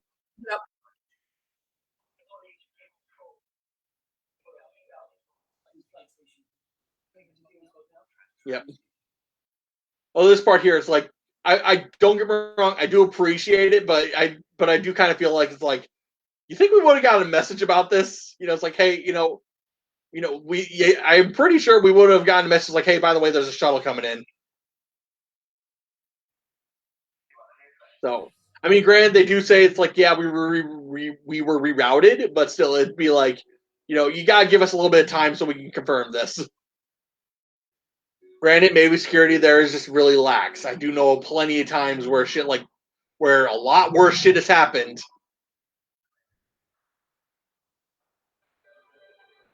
And again, a point of where the wings. Well, I guess the wings will go up there because it's going down through the shield gate. So you just argue that the wings fold up like that when it's landing, but it'd still be like, that's so high up, you could just tilt the nose down and fly, and you'd be fine.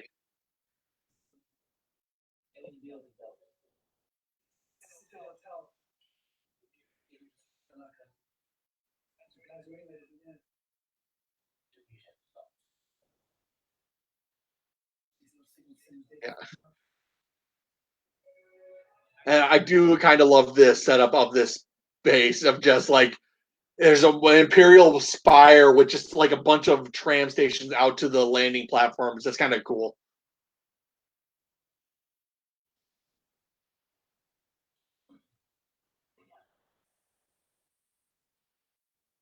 Yeah, and this is all right. Everybody, get ready. Trojan horse time. Although this speech here is not exactly a good speech.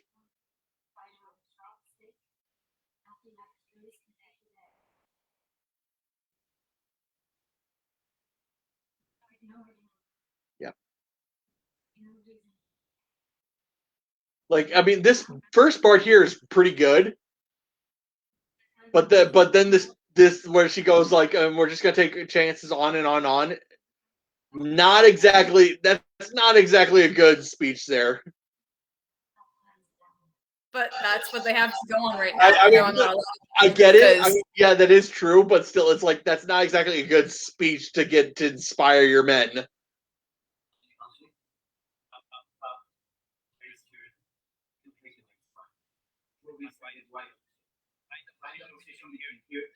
Yeah.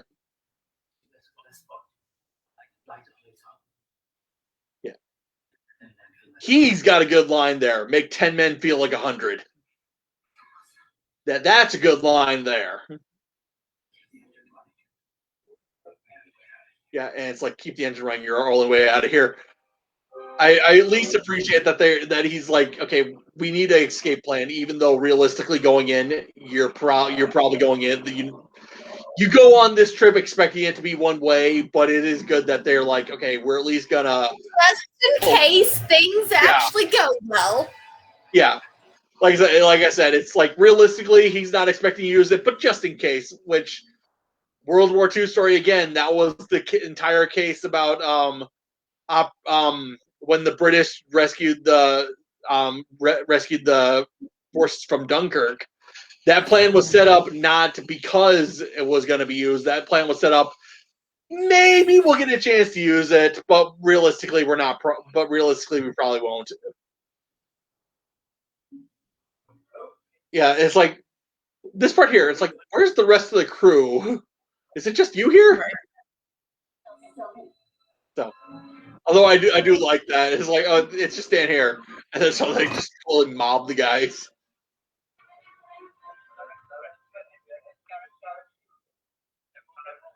Yep.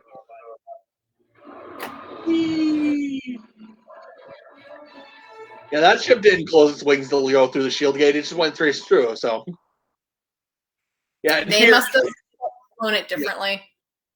Here, it's like, thank God they didn't shoot the guys, and there's no blaster holes on the armor that they're using. Right. Yeah, which I remember that's in Stargate SG-1 that happened where a guy has to put on like actual armor, but there's a literal hole, so he's constantly walking around with his hand over this hole. I was gonna say, I know in books like they'll talk about how there's like they're like, oh, no, hopefully nobody looks too closely at me and sees the bullet holes in the uniform I'm wearing. Yeah. But yeah, in the movies, they tend to just be like, oh, we just clonked them on the head and knocked them out. It's fine. Yeah. Thank God these all fit perfectly. Yeah. Well, the outfits here, it's like, thank God your armor fits perfectly, Jin.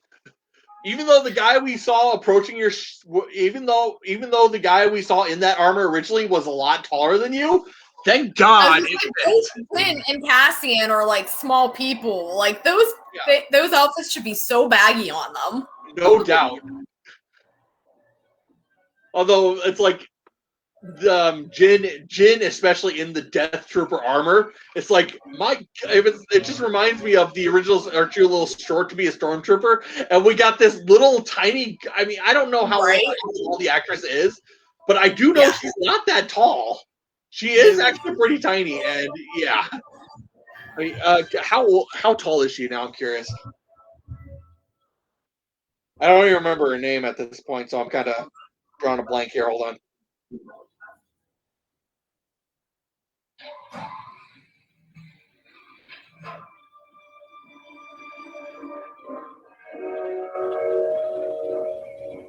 Leslie Jones.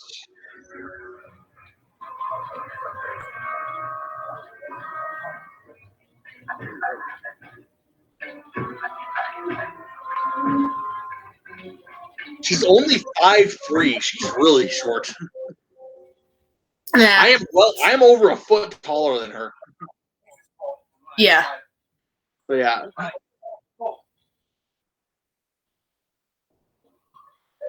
I also liked how K2SO is clearly like walking with a completely different gait than like all the other robots like him. Yeah. Which don't know.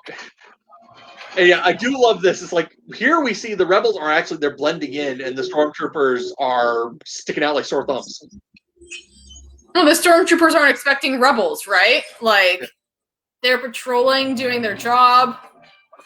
Well, I mean, granted, this is The one thing Americans versus the Redcoats. The Redcoats stuck out because of their jackets, whereas the American guerrilla, like, they kind of like weaved in and out of the woods there.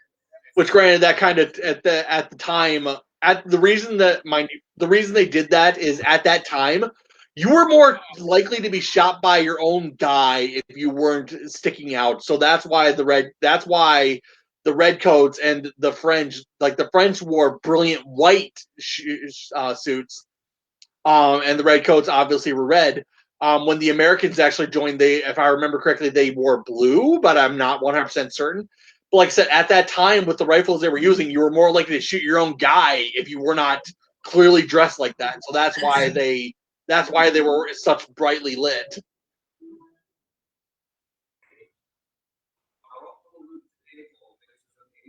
Well, it's a good thing stormtroopers don't have to worry about hitting anything. So that's true. Although this part here was where it's like where a lot of times I've heard like fans like, how is it possible that this base would be so underdefended? It just makes me think of like Pearl Harbor in 1941.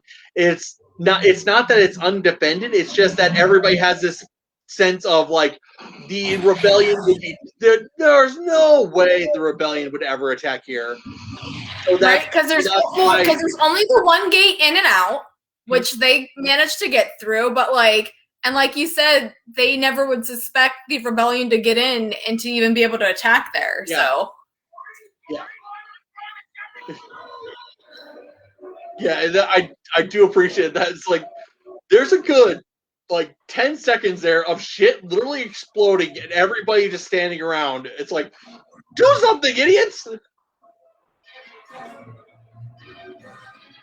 And I also do like that there are other like types of armor. You see some like, I mean, they're called shore troopers in the lore now, but you see like brown armored troopers. So I do appreciate that. Yeah.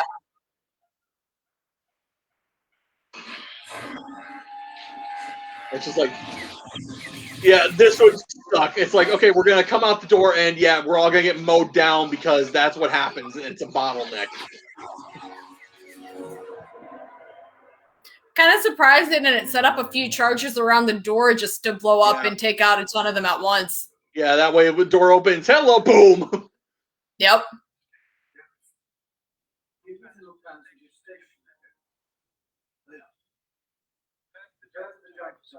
Yeah, and here you just see Moff Tarkin. He knows what's up immediately. Oh, yeah.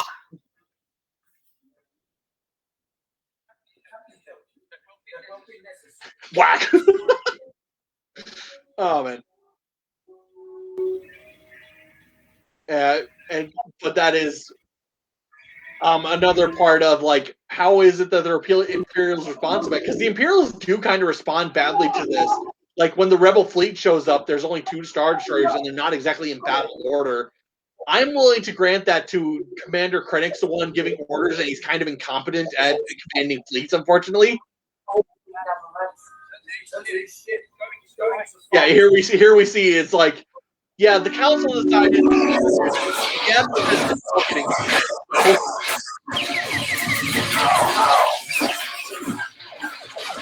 Ow. It's like the stormtroopers are actually hitting things every now and then. Yeah. What? Yeah, no doubt.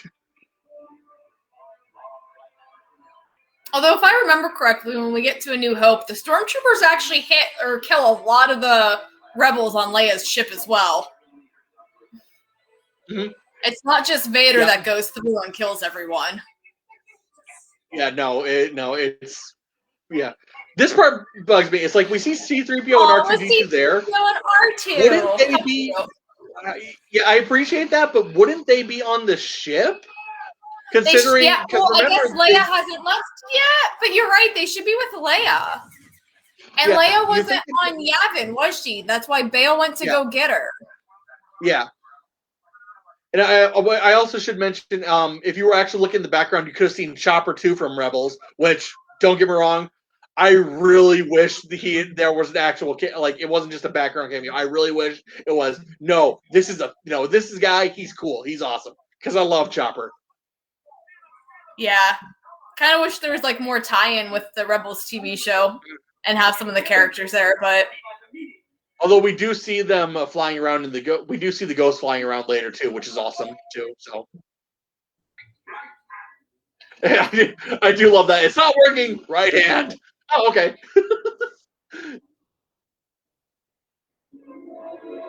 Something that kind of gets me about Jin's armor, she's got these two things on the back. What are those things? Are they like energy batons or something? I have no idea. I was just wondering that too. And isn't she in a pilot uniform? AT-AT coming in. No one notices. Yeah, how do you not notice that? That thing's got to make the ground shake, right? Like. Yeah, seriously, it's something that big. Yeah, you would know. That thing would be like a T-Rex walking. You'd be able to feel it coming at you. But there's a movie we could do probably. I'm not. Well, are you okay with doing Jurassic Park, or is it too much? No, I watched Jurassic Park. I watched Jurassic World with you. Fair enough. This ship, I do gotta. This ship design bugs me to no end. Real quick, here we see they have gold leader and red leader. Same, they literally just used old footage from A New Hope whenever they show those two. So nice. So yeah, no, that's legit. The original actors, they're just using old footage that was unused. But in this Mon Calamari cruiser, the bridge is at the end of a very long spire at the bottom. That's very, very, very bad. Because literally, the bridge is like you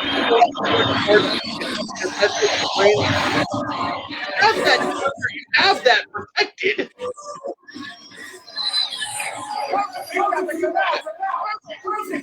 Well, you think they would have been doing that long before the ship started flying through it?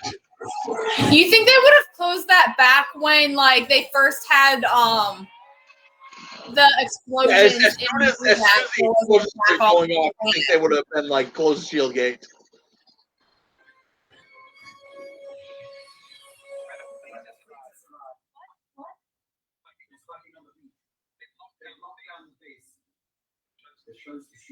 What's that mean?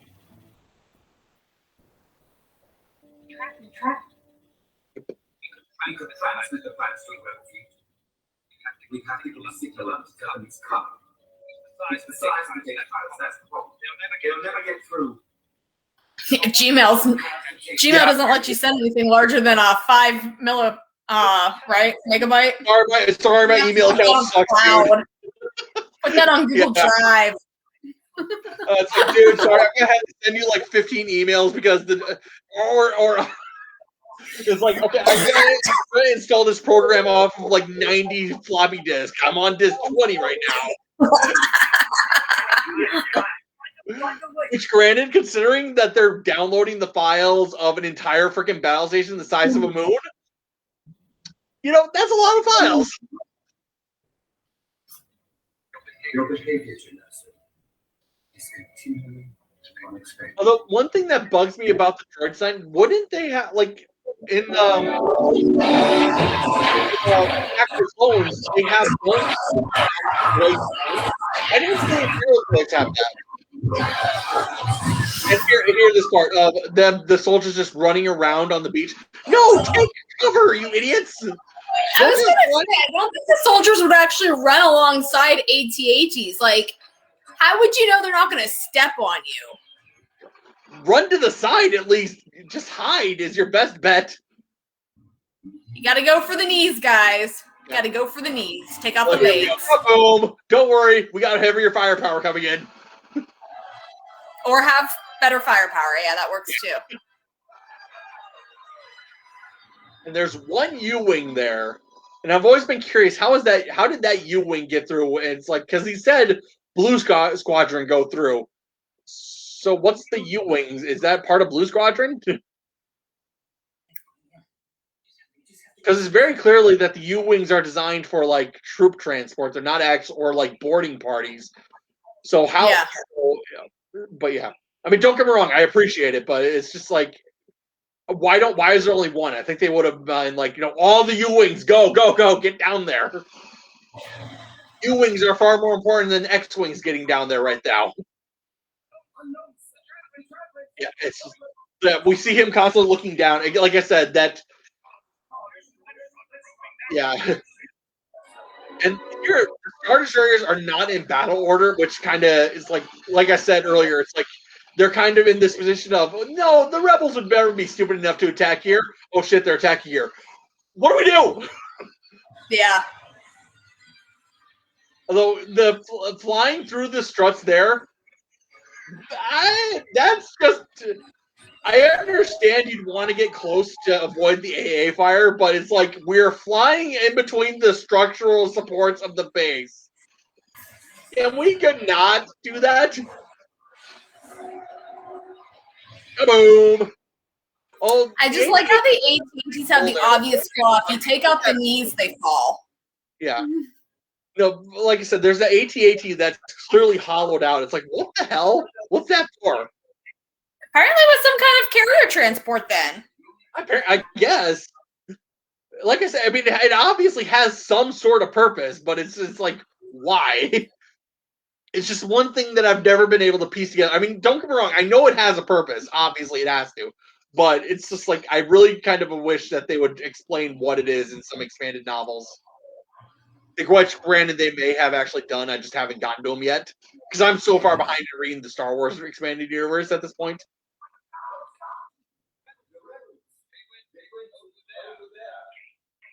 Yeah, here it's like, dude, shut up. It just like that's the one thing with their comms is that like they're like cell phones, except they don't ring. They just start talking, and they get them in trouble a lot. Yeah, it's like, come on, guys, mute that crap when you're going to be busy. Yeah, leave a message at the beep. Yeah.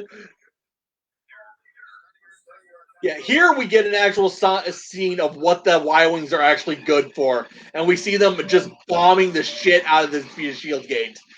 Because, I mean, if you look, the bombs they're dropping are clearly having an effect, and I do love that. Although I do kind of feel like it's like you should drop one of those bombs on the actual hangar, so that way you don't have 10,000 fighters coming out at you. Yeah, again, you should have had dropped the bombs on the actual hangar, so that way you wouldn't have to worry about this shit. Yeah.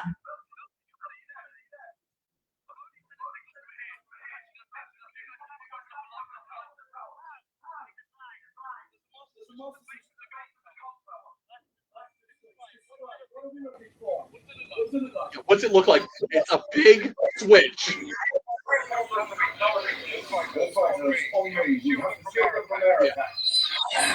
Here we go. Like I said, I really kind of wish they had more using. Wars with the Normandy happening right here.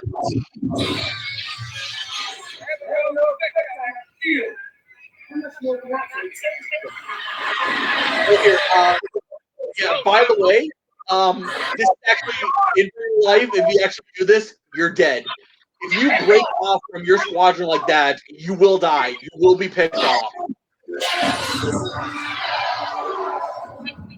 Although if you actually listen, that was Red 5, so that's why Luke becomes Red 5 later. Although it does raise the question of Wedge is Red 2, how come Wedge isn't actually at this fight? Because they didn't. Because the actor is too old to replay his role. Yeah. No. Well, in the story of apparently Wedge was what. Well, I mean, what I would have had done is just Wedge wasn't. I mean, he's there. It's just you don't see him. That's literally how I would have done it. But how apparently they actually did it is he wasn't even there, which makes no sense. Yeah. And here we got, it's like, shoot, dude, open fire. You want open fire as soon as that door opens. Make it, make them panic. If they're able to walk out like that if they're able to walk out like that without having to worry, they're going to get to more cover. You got to open fire as soon as you see them. Which, granted, it's the pilot who sees them, but still. Which them coming up to the pilot, I do appreciate. But you think like you'd just be like, dude, I'm just an engineer. I'm hiding. Don't shoot me.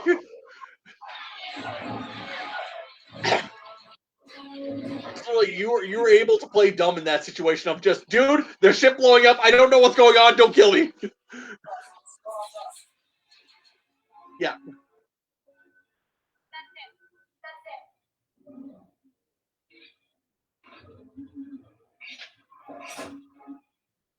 Thank God they were able to make it blink just by K2 doing things. And thank God he knows how to use this. Yeah, there we go. Well, he figured it out. You got an actual drive, although that's not a thumb drive. That's like the size of your fist, so we're gonna call it a fist drive. That's like a whole hard drive there. That's what that is.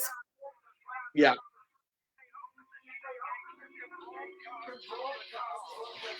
Yeah.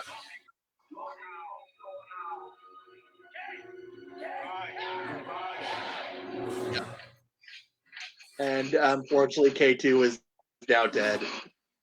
Nobody Which, makes it. considering we saw him hacking a droid earlier, why didn't he just get that droid on their side too? Maybe it takes a little bit more to reprogramming than just. Yeah, maybe he didn't have the proper software to fully reprogram the droid. Fair enough. Yeah. Well, this part here, it's like we got ship blowing up, the rebel fleet's in order, and we have. I don't know if he'd be like, if it'd be like you're watching what's going on with the actual. I'm pretty sure if you're anybody who'd be accessing the droid or the all like that, or having information to see who's actually. I don't think they'd be focusing on that. I think they'd be focusing on their ship blowing up. Ouch. I do like there was one rebel who saw what was going on and immediately just provided cover fire, although he died pretty much. Really, yeah. He's like, I'm gonna cover you at least. Boom. Dude, behind you. Right.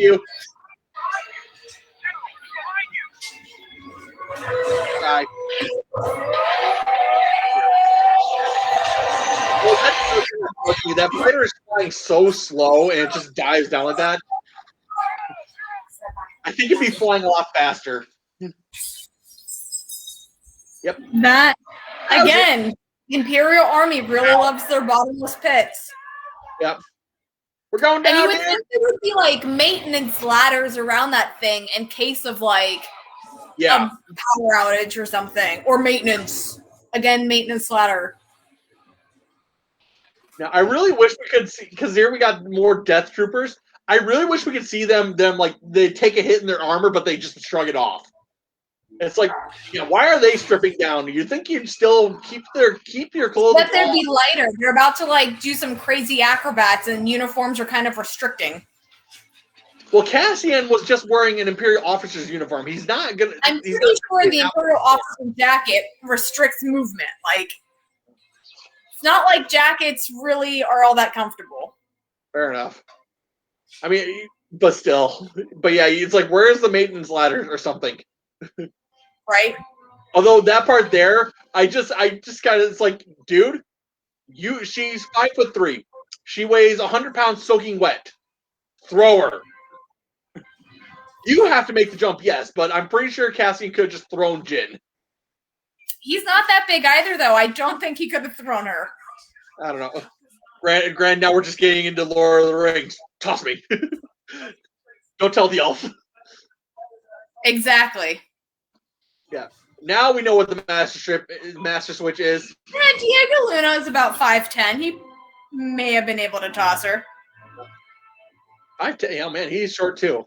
Granted, I'm over 6 feet tall, so I'm tall, but I was gonna say I'm pretty sure 5'10" is average for men. Yeah. Like I said, I am pretty tall because like you said, 5'10" is pretty well average, and I'm over 6 foot, so. Which is why I did so well in basketball, because all I had to do was put my arm up. It's like, I blocked your shot. I couldn't shoot worth a damn, but I was one of the best defensive players we had, just because it's like, all I had to do is this. Yeah. All right. Unfortunately, I didn't play basketball. I only played basketball in 6th and 7th grade, because in high school, my grades were just so bad, they wouldn't let me on the team. Because I remember you have to keep a C point average, and my grades were like D's. So. Yeah. Whee! Yeah. And here we see, he's chanting the fourth, I'm one with the force, fourth with me, and no one can hit him. So it makes it, I do appreciate it's like, okay, the force is actually controlling all this and protecting him. Right? Like, some people can be force sensitive and not be Jedi. That's clearly what's going on. Although, granted, had he put the laser out of nowhere, I would be shocked if staff.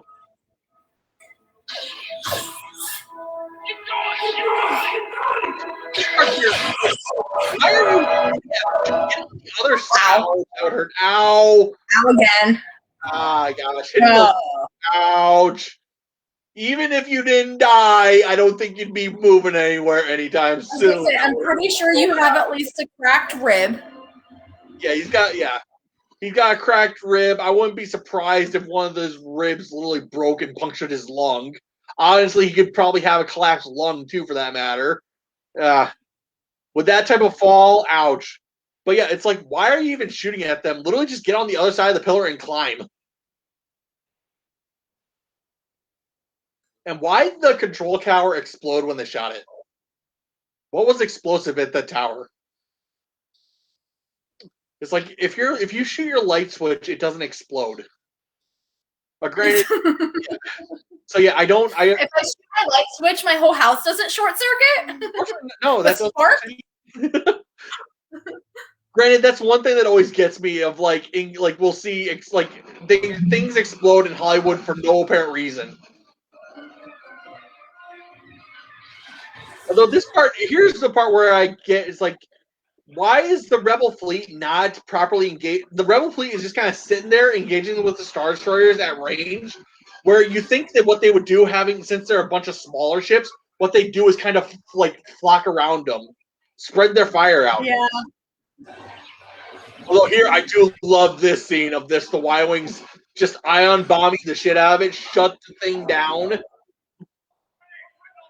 Yeah, we've lost everything. All power is out. And here we got, yeah.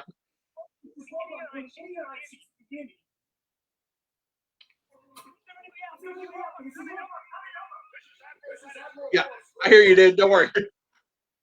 Oh, not Admiral Akbar. Okay, cool. Admiral Radis, I think they said. Yeah, which is, oh, by the way, in The Last Jedi, the flagship that they're fleeing on, that's the Radis. Apparently, they named it after this guy. Which, you know what, I appreciate. I appreciate having the world, having world building like that. But right, I still kind of wish, I still wish it was a good movie. Why are you throwing a grenade into the shuttle, dude? To kill the one dude that's in there and anybody else that might be hiding there. It just bugs me. It's like, you don't know that guy is a rebel. You don't know anything. That soldier doesn't know anything.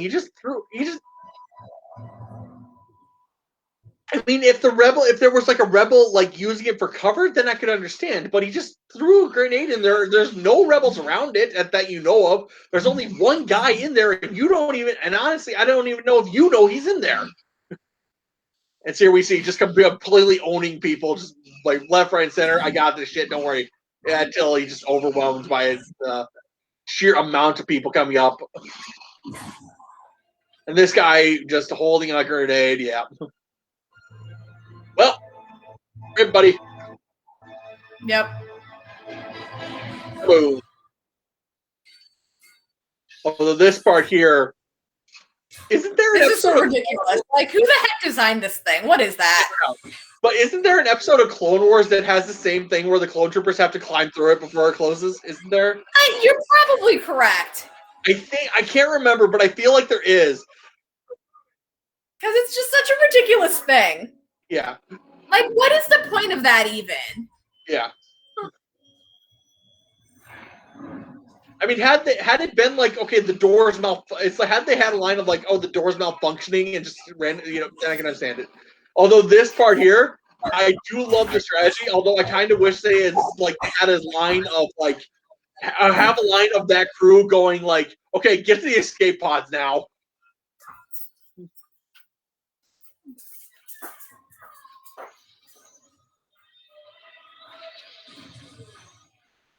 Yay! It's an entire dogfight going on. Yep. Yep. Reset. Why is the antenna not aligned? That kind of bugs me. It's like that seems just adding pointless drama.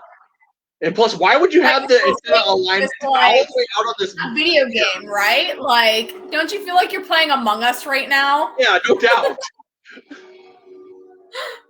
Granted, maybe you've never played that. I should do that sometime.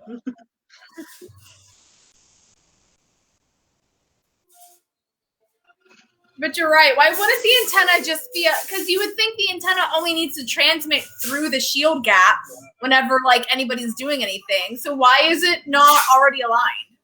Although this part here, this is an awesome part, although realistically it wouldn't actually slice through like this. They'd probably just crunch into each other. I don't think one would actually slice through the other like that. But still, it's an awesome flippin' scene. It was nice. Yeah. Like I said, I don't know if realistically it would work like that, but I do. But like I said, it's an awesome scene. Although this fighter here, why are you shooting this bridge? Well, because they're trying to shoot out the antenna because they probably, I mean, at this point, the bad guys know. Or maybe they don't know. He knows. Maybe he doesn't know. Yeah, Krennic knows what's going on, but does the rest of the, but does that pilot know? I don't know. I'm willing to grant that the pilot saw the disc turning and is like, okay, something's clearly up. And here, just shoot her. Why don't you just shoot her, dude? Seriously, I know for the point of the movie, but still, it's like, just shoot her, dude. Maximus Meridius. Come on. Yes, thank you. Father to a murdered son, a husband to a murdered wife. I don't remember the rest of the speech. Something, and I will have my vengeance. Father of a murdered son. Husband of a murdered wife. Yeah. Something, and I will have my vengeance in this life or the next. Which, granted, have you ever heard the story about the Gladiator 2 movie that was apparently they thought about making? I've read about it, yeah. That's a movie like that's one of those things where it's like, thank God that was never made into a movie because holy shit. It's like, yeah, they were struggling to get to the shield earlier. I think this'll do it. Yeah. Who knows? Just dropping an entire freaking starship on the shield will get through. No worry. Who would have thunk? Not many. I don't think many people thought that that would even be a probability. Yeah. Well, I mean, of course, like, no one expected them to drop a Star Destroyer and they get onto it. On the gate. See here, I kind of. How is this transmitting without the satellite? The satellite's still there. Only the aligning tower thing was destroyed. But no. Which again, why is the aligning tower on the middle of a pier out in the middle of nowhere? But still. Yeah. I kind of wish they had a scene of like, okay, any U-wing fighters left, go down to the crew, get survivors if you can. Right. Because seriously, I mean, that's what you'd be doing now. It's like, okay, we got the plans. Let's get out. Although as soon as this happened, although as soon as this happened, you just be like, okay, we're leaving now. Send a message saying, I'm sorry guys, you're doomed. But yep. This is when you call a full retreat. Yeah, you're done. Retreat. Get out. Bail. Like I said, it's like, okay, if you had a U-wing going to pick them up, you'd be like, come back. We're out. We're done. Get it. Bail. Now. I'm gonna leave. Yep. It's running time. Although Cassian and Jin having their whole like, it almost like, oh, will they or won't they kiss type of thing? It's like, why bother at this point?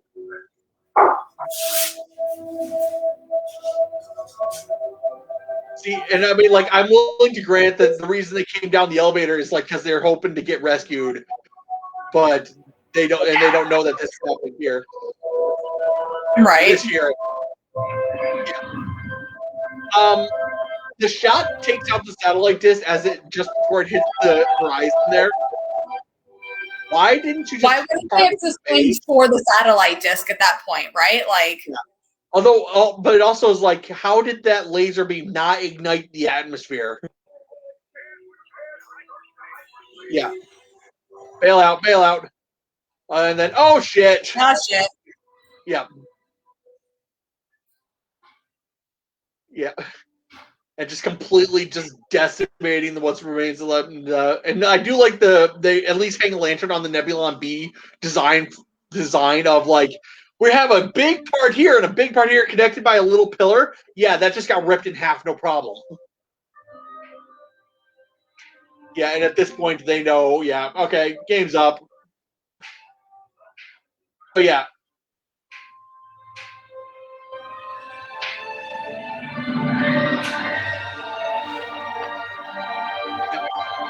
At this point, I'd be okay with like, I mean, if this were to happen, I'd be like, all right, I'm just hugging whoever's near me because you know what, we're doomed. It's over. Yeah. It'd be like yeah, it's like you're doomed at that point. There's no way a rescue's gonna be able to get down there you in time.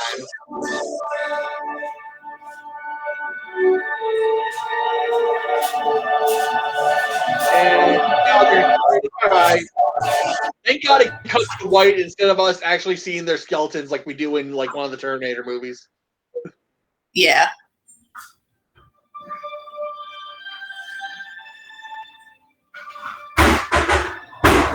Wait, hold on. They do have the shuttle in type in store. I got nothing then. I guess Krennic was just special and wanted his own. He had his own Lambo personal shuttle. Although this kind of goes to one of the flaws I had earlier. Mind you, I do understand they gained the disc and everything. But I guess I gotta wait for a little bit. Oh, of course the door has a problem. Uh-oh. This part here, pure fan service. That is the only part of. That's the only reason to have this scene. Which, mind you, I'm not saying it's bad. It is totally awesome, but yeah, it is just fan service.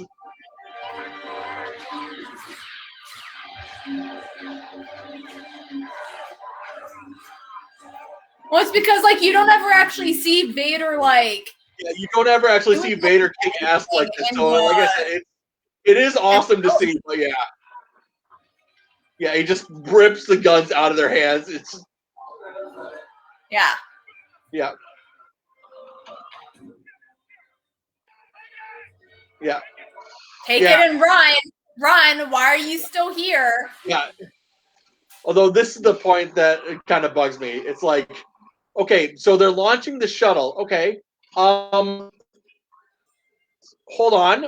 Okay, remember C-3PO and R2-D2 are supposed to be on that ship. And also there's the point of like in A New Hope, it's like they try to play as like, no, we never received any plans. It's like, you clearly flippin' did. You were at the battle. So I kind of wish what they had is that the plans were actually beamed. This ship wasn't actually at the battle. It was like orbiting around, and it got beamed there. That way they could have. Like she tries to say that like she was on a diplomatic mission. Yeah. It's like, so yeah, it's like, oh yeah, the de-aging effects there for Carrie Fisher were not so good. Well, I was gonna say that's a completely different actress that they CGI'd Carrie Fisher's face onto. Yeah, and it's like, yeah, that, like I said, with when they did Tarkin, mostly more or less what they did was pretty good, but when they did her, not so much. So. But yeah, but like I said, I think that they should have had that ship being like orbiting around the planet, like at a distance. Like, for example, if it were in our source, it would have been like elsewhere and like rendezvoused with a ship that had come from there, or something like that. Yeah, because it's like they tried, because she's like, we're on diplomatic mission Ultron. It's like, no, you were at a battle that I just was at. I saw you there myself. So yeah, that was like one of the things that they probably should have done a little bit better. Yeah, but other than that, it's pretty good. So yeah, other than that, this movie is very good. It is not. This is a really good movie. But like I said, why I think they should have done is to have that ship be like like if that battle were happening here, had that ship be in the asteroid belt type thing. Have it be nearby that it received the plans, but didn't have, but it's not actually at the battle. Because it is kind of just like, later on, it's like, no, it's like we're on my mission. No, you're not. You were just in a battle. This ship still has the scars of that battle. I saw you there myself. So, which that's a story I have about if we ever do Starship Troopers. I have a story about that. But yeah, all right. So that was Rogue One, everybody. One is, I would say that's the best Disney-made Star Wars movie. Although Solo's really good too. Solo is cheesy. Like, I like Solo, but yeah, it is very cheesy. But this is So yeah, I do. So I'm gonna stick with Rogue One being better, but don't get, like I said, Solo is also a good movie. So don't. We're not hating on Solo. Don't take what we're saying on that. And like I mentioned earlier, Solo's failure at the box office is not because Solo is a bad movie. Solo's failures at the box office. No, it's a mix of things. It was The Last Jedi. It was people being snobby and being like, I can't see anybody but Harrison Ford be Solo. Like, people just didn't even want to give the movie a chance. Yeah, that just bugged me to no end. It's like, seriously, guys, come on.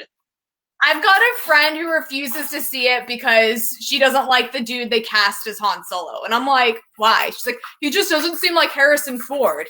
The dude actually acts like Harrison Ford acting like Han Solo. Even if, like, the look isn't quite the same, he acts it so well. No doubt.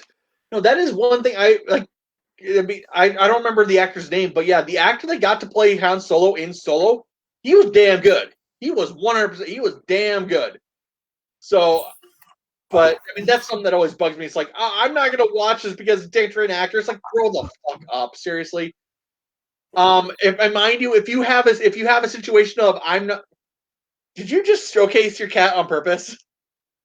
I just look over and it's a close up of your cat, and I'm like, did you do that on purpose? Zeus wanted to say hi. Fair enough. But yeah, no, but I mean, mind you, if you knew the actor and you hated the actor and that's why you didn't see the movie, fine. Then I could get behind it because you have a personal stake in that. But it's like I said, but if you just can't picture the actor, give the guy a chance. So, but anyway, I liked Rogue One. If we were to watch A New Hope right now, as you pointed out, there's a few inconsistencies. They should line up one right after the other, but I mean, they don't quite, because they didn't quite end this one perfectly to match it up. But they did a much better job as a prequel than Lucas did with his prequel trilogy. Yeah. So, but I mean, like you said, there are some inconsistencies where it's like it doesn't line up perfectly. But you know what? But all in all, it is a serviceable movie. And you know what? Story-wise, it lines up pretty good with that opening scroll. They, did very well with what they were given and the confines they had to work with. Yes, no doubt, because that is one of the things I remember worrying about when this movie was coming out. Of like, you have to work. This is not a free world. You are in a very tight situation. Yes, you have decided to make a movie with some pretty tight confines here. Yeah, they did it very well. Gareth Edwards did it very well. So you know what? Props to him. So, and after this, he did Godzilla, this, and then he kind of disappeared. Has Gareth Edwards done anything else besides those? Because, like I said, he did Godzilla, then he did this, and then he just kind of disappeared. I'm now curious. Hold on.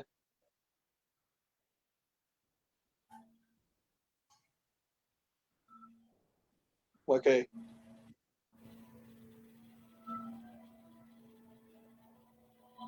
Yeah, he hasn't really done anything since this, unfortunately.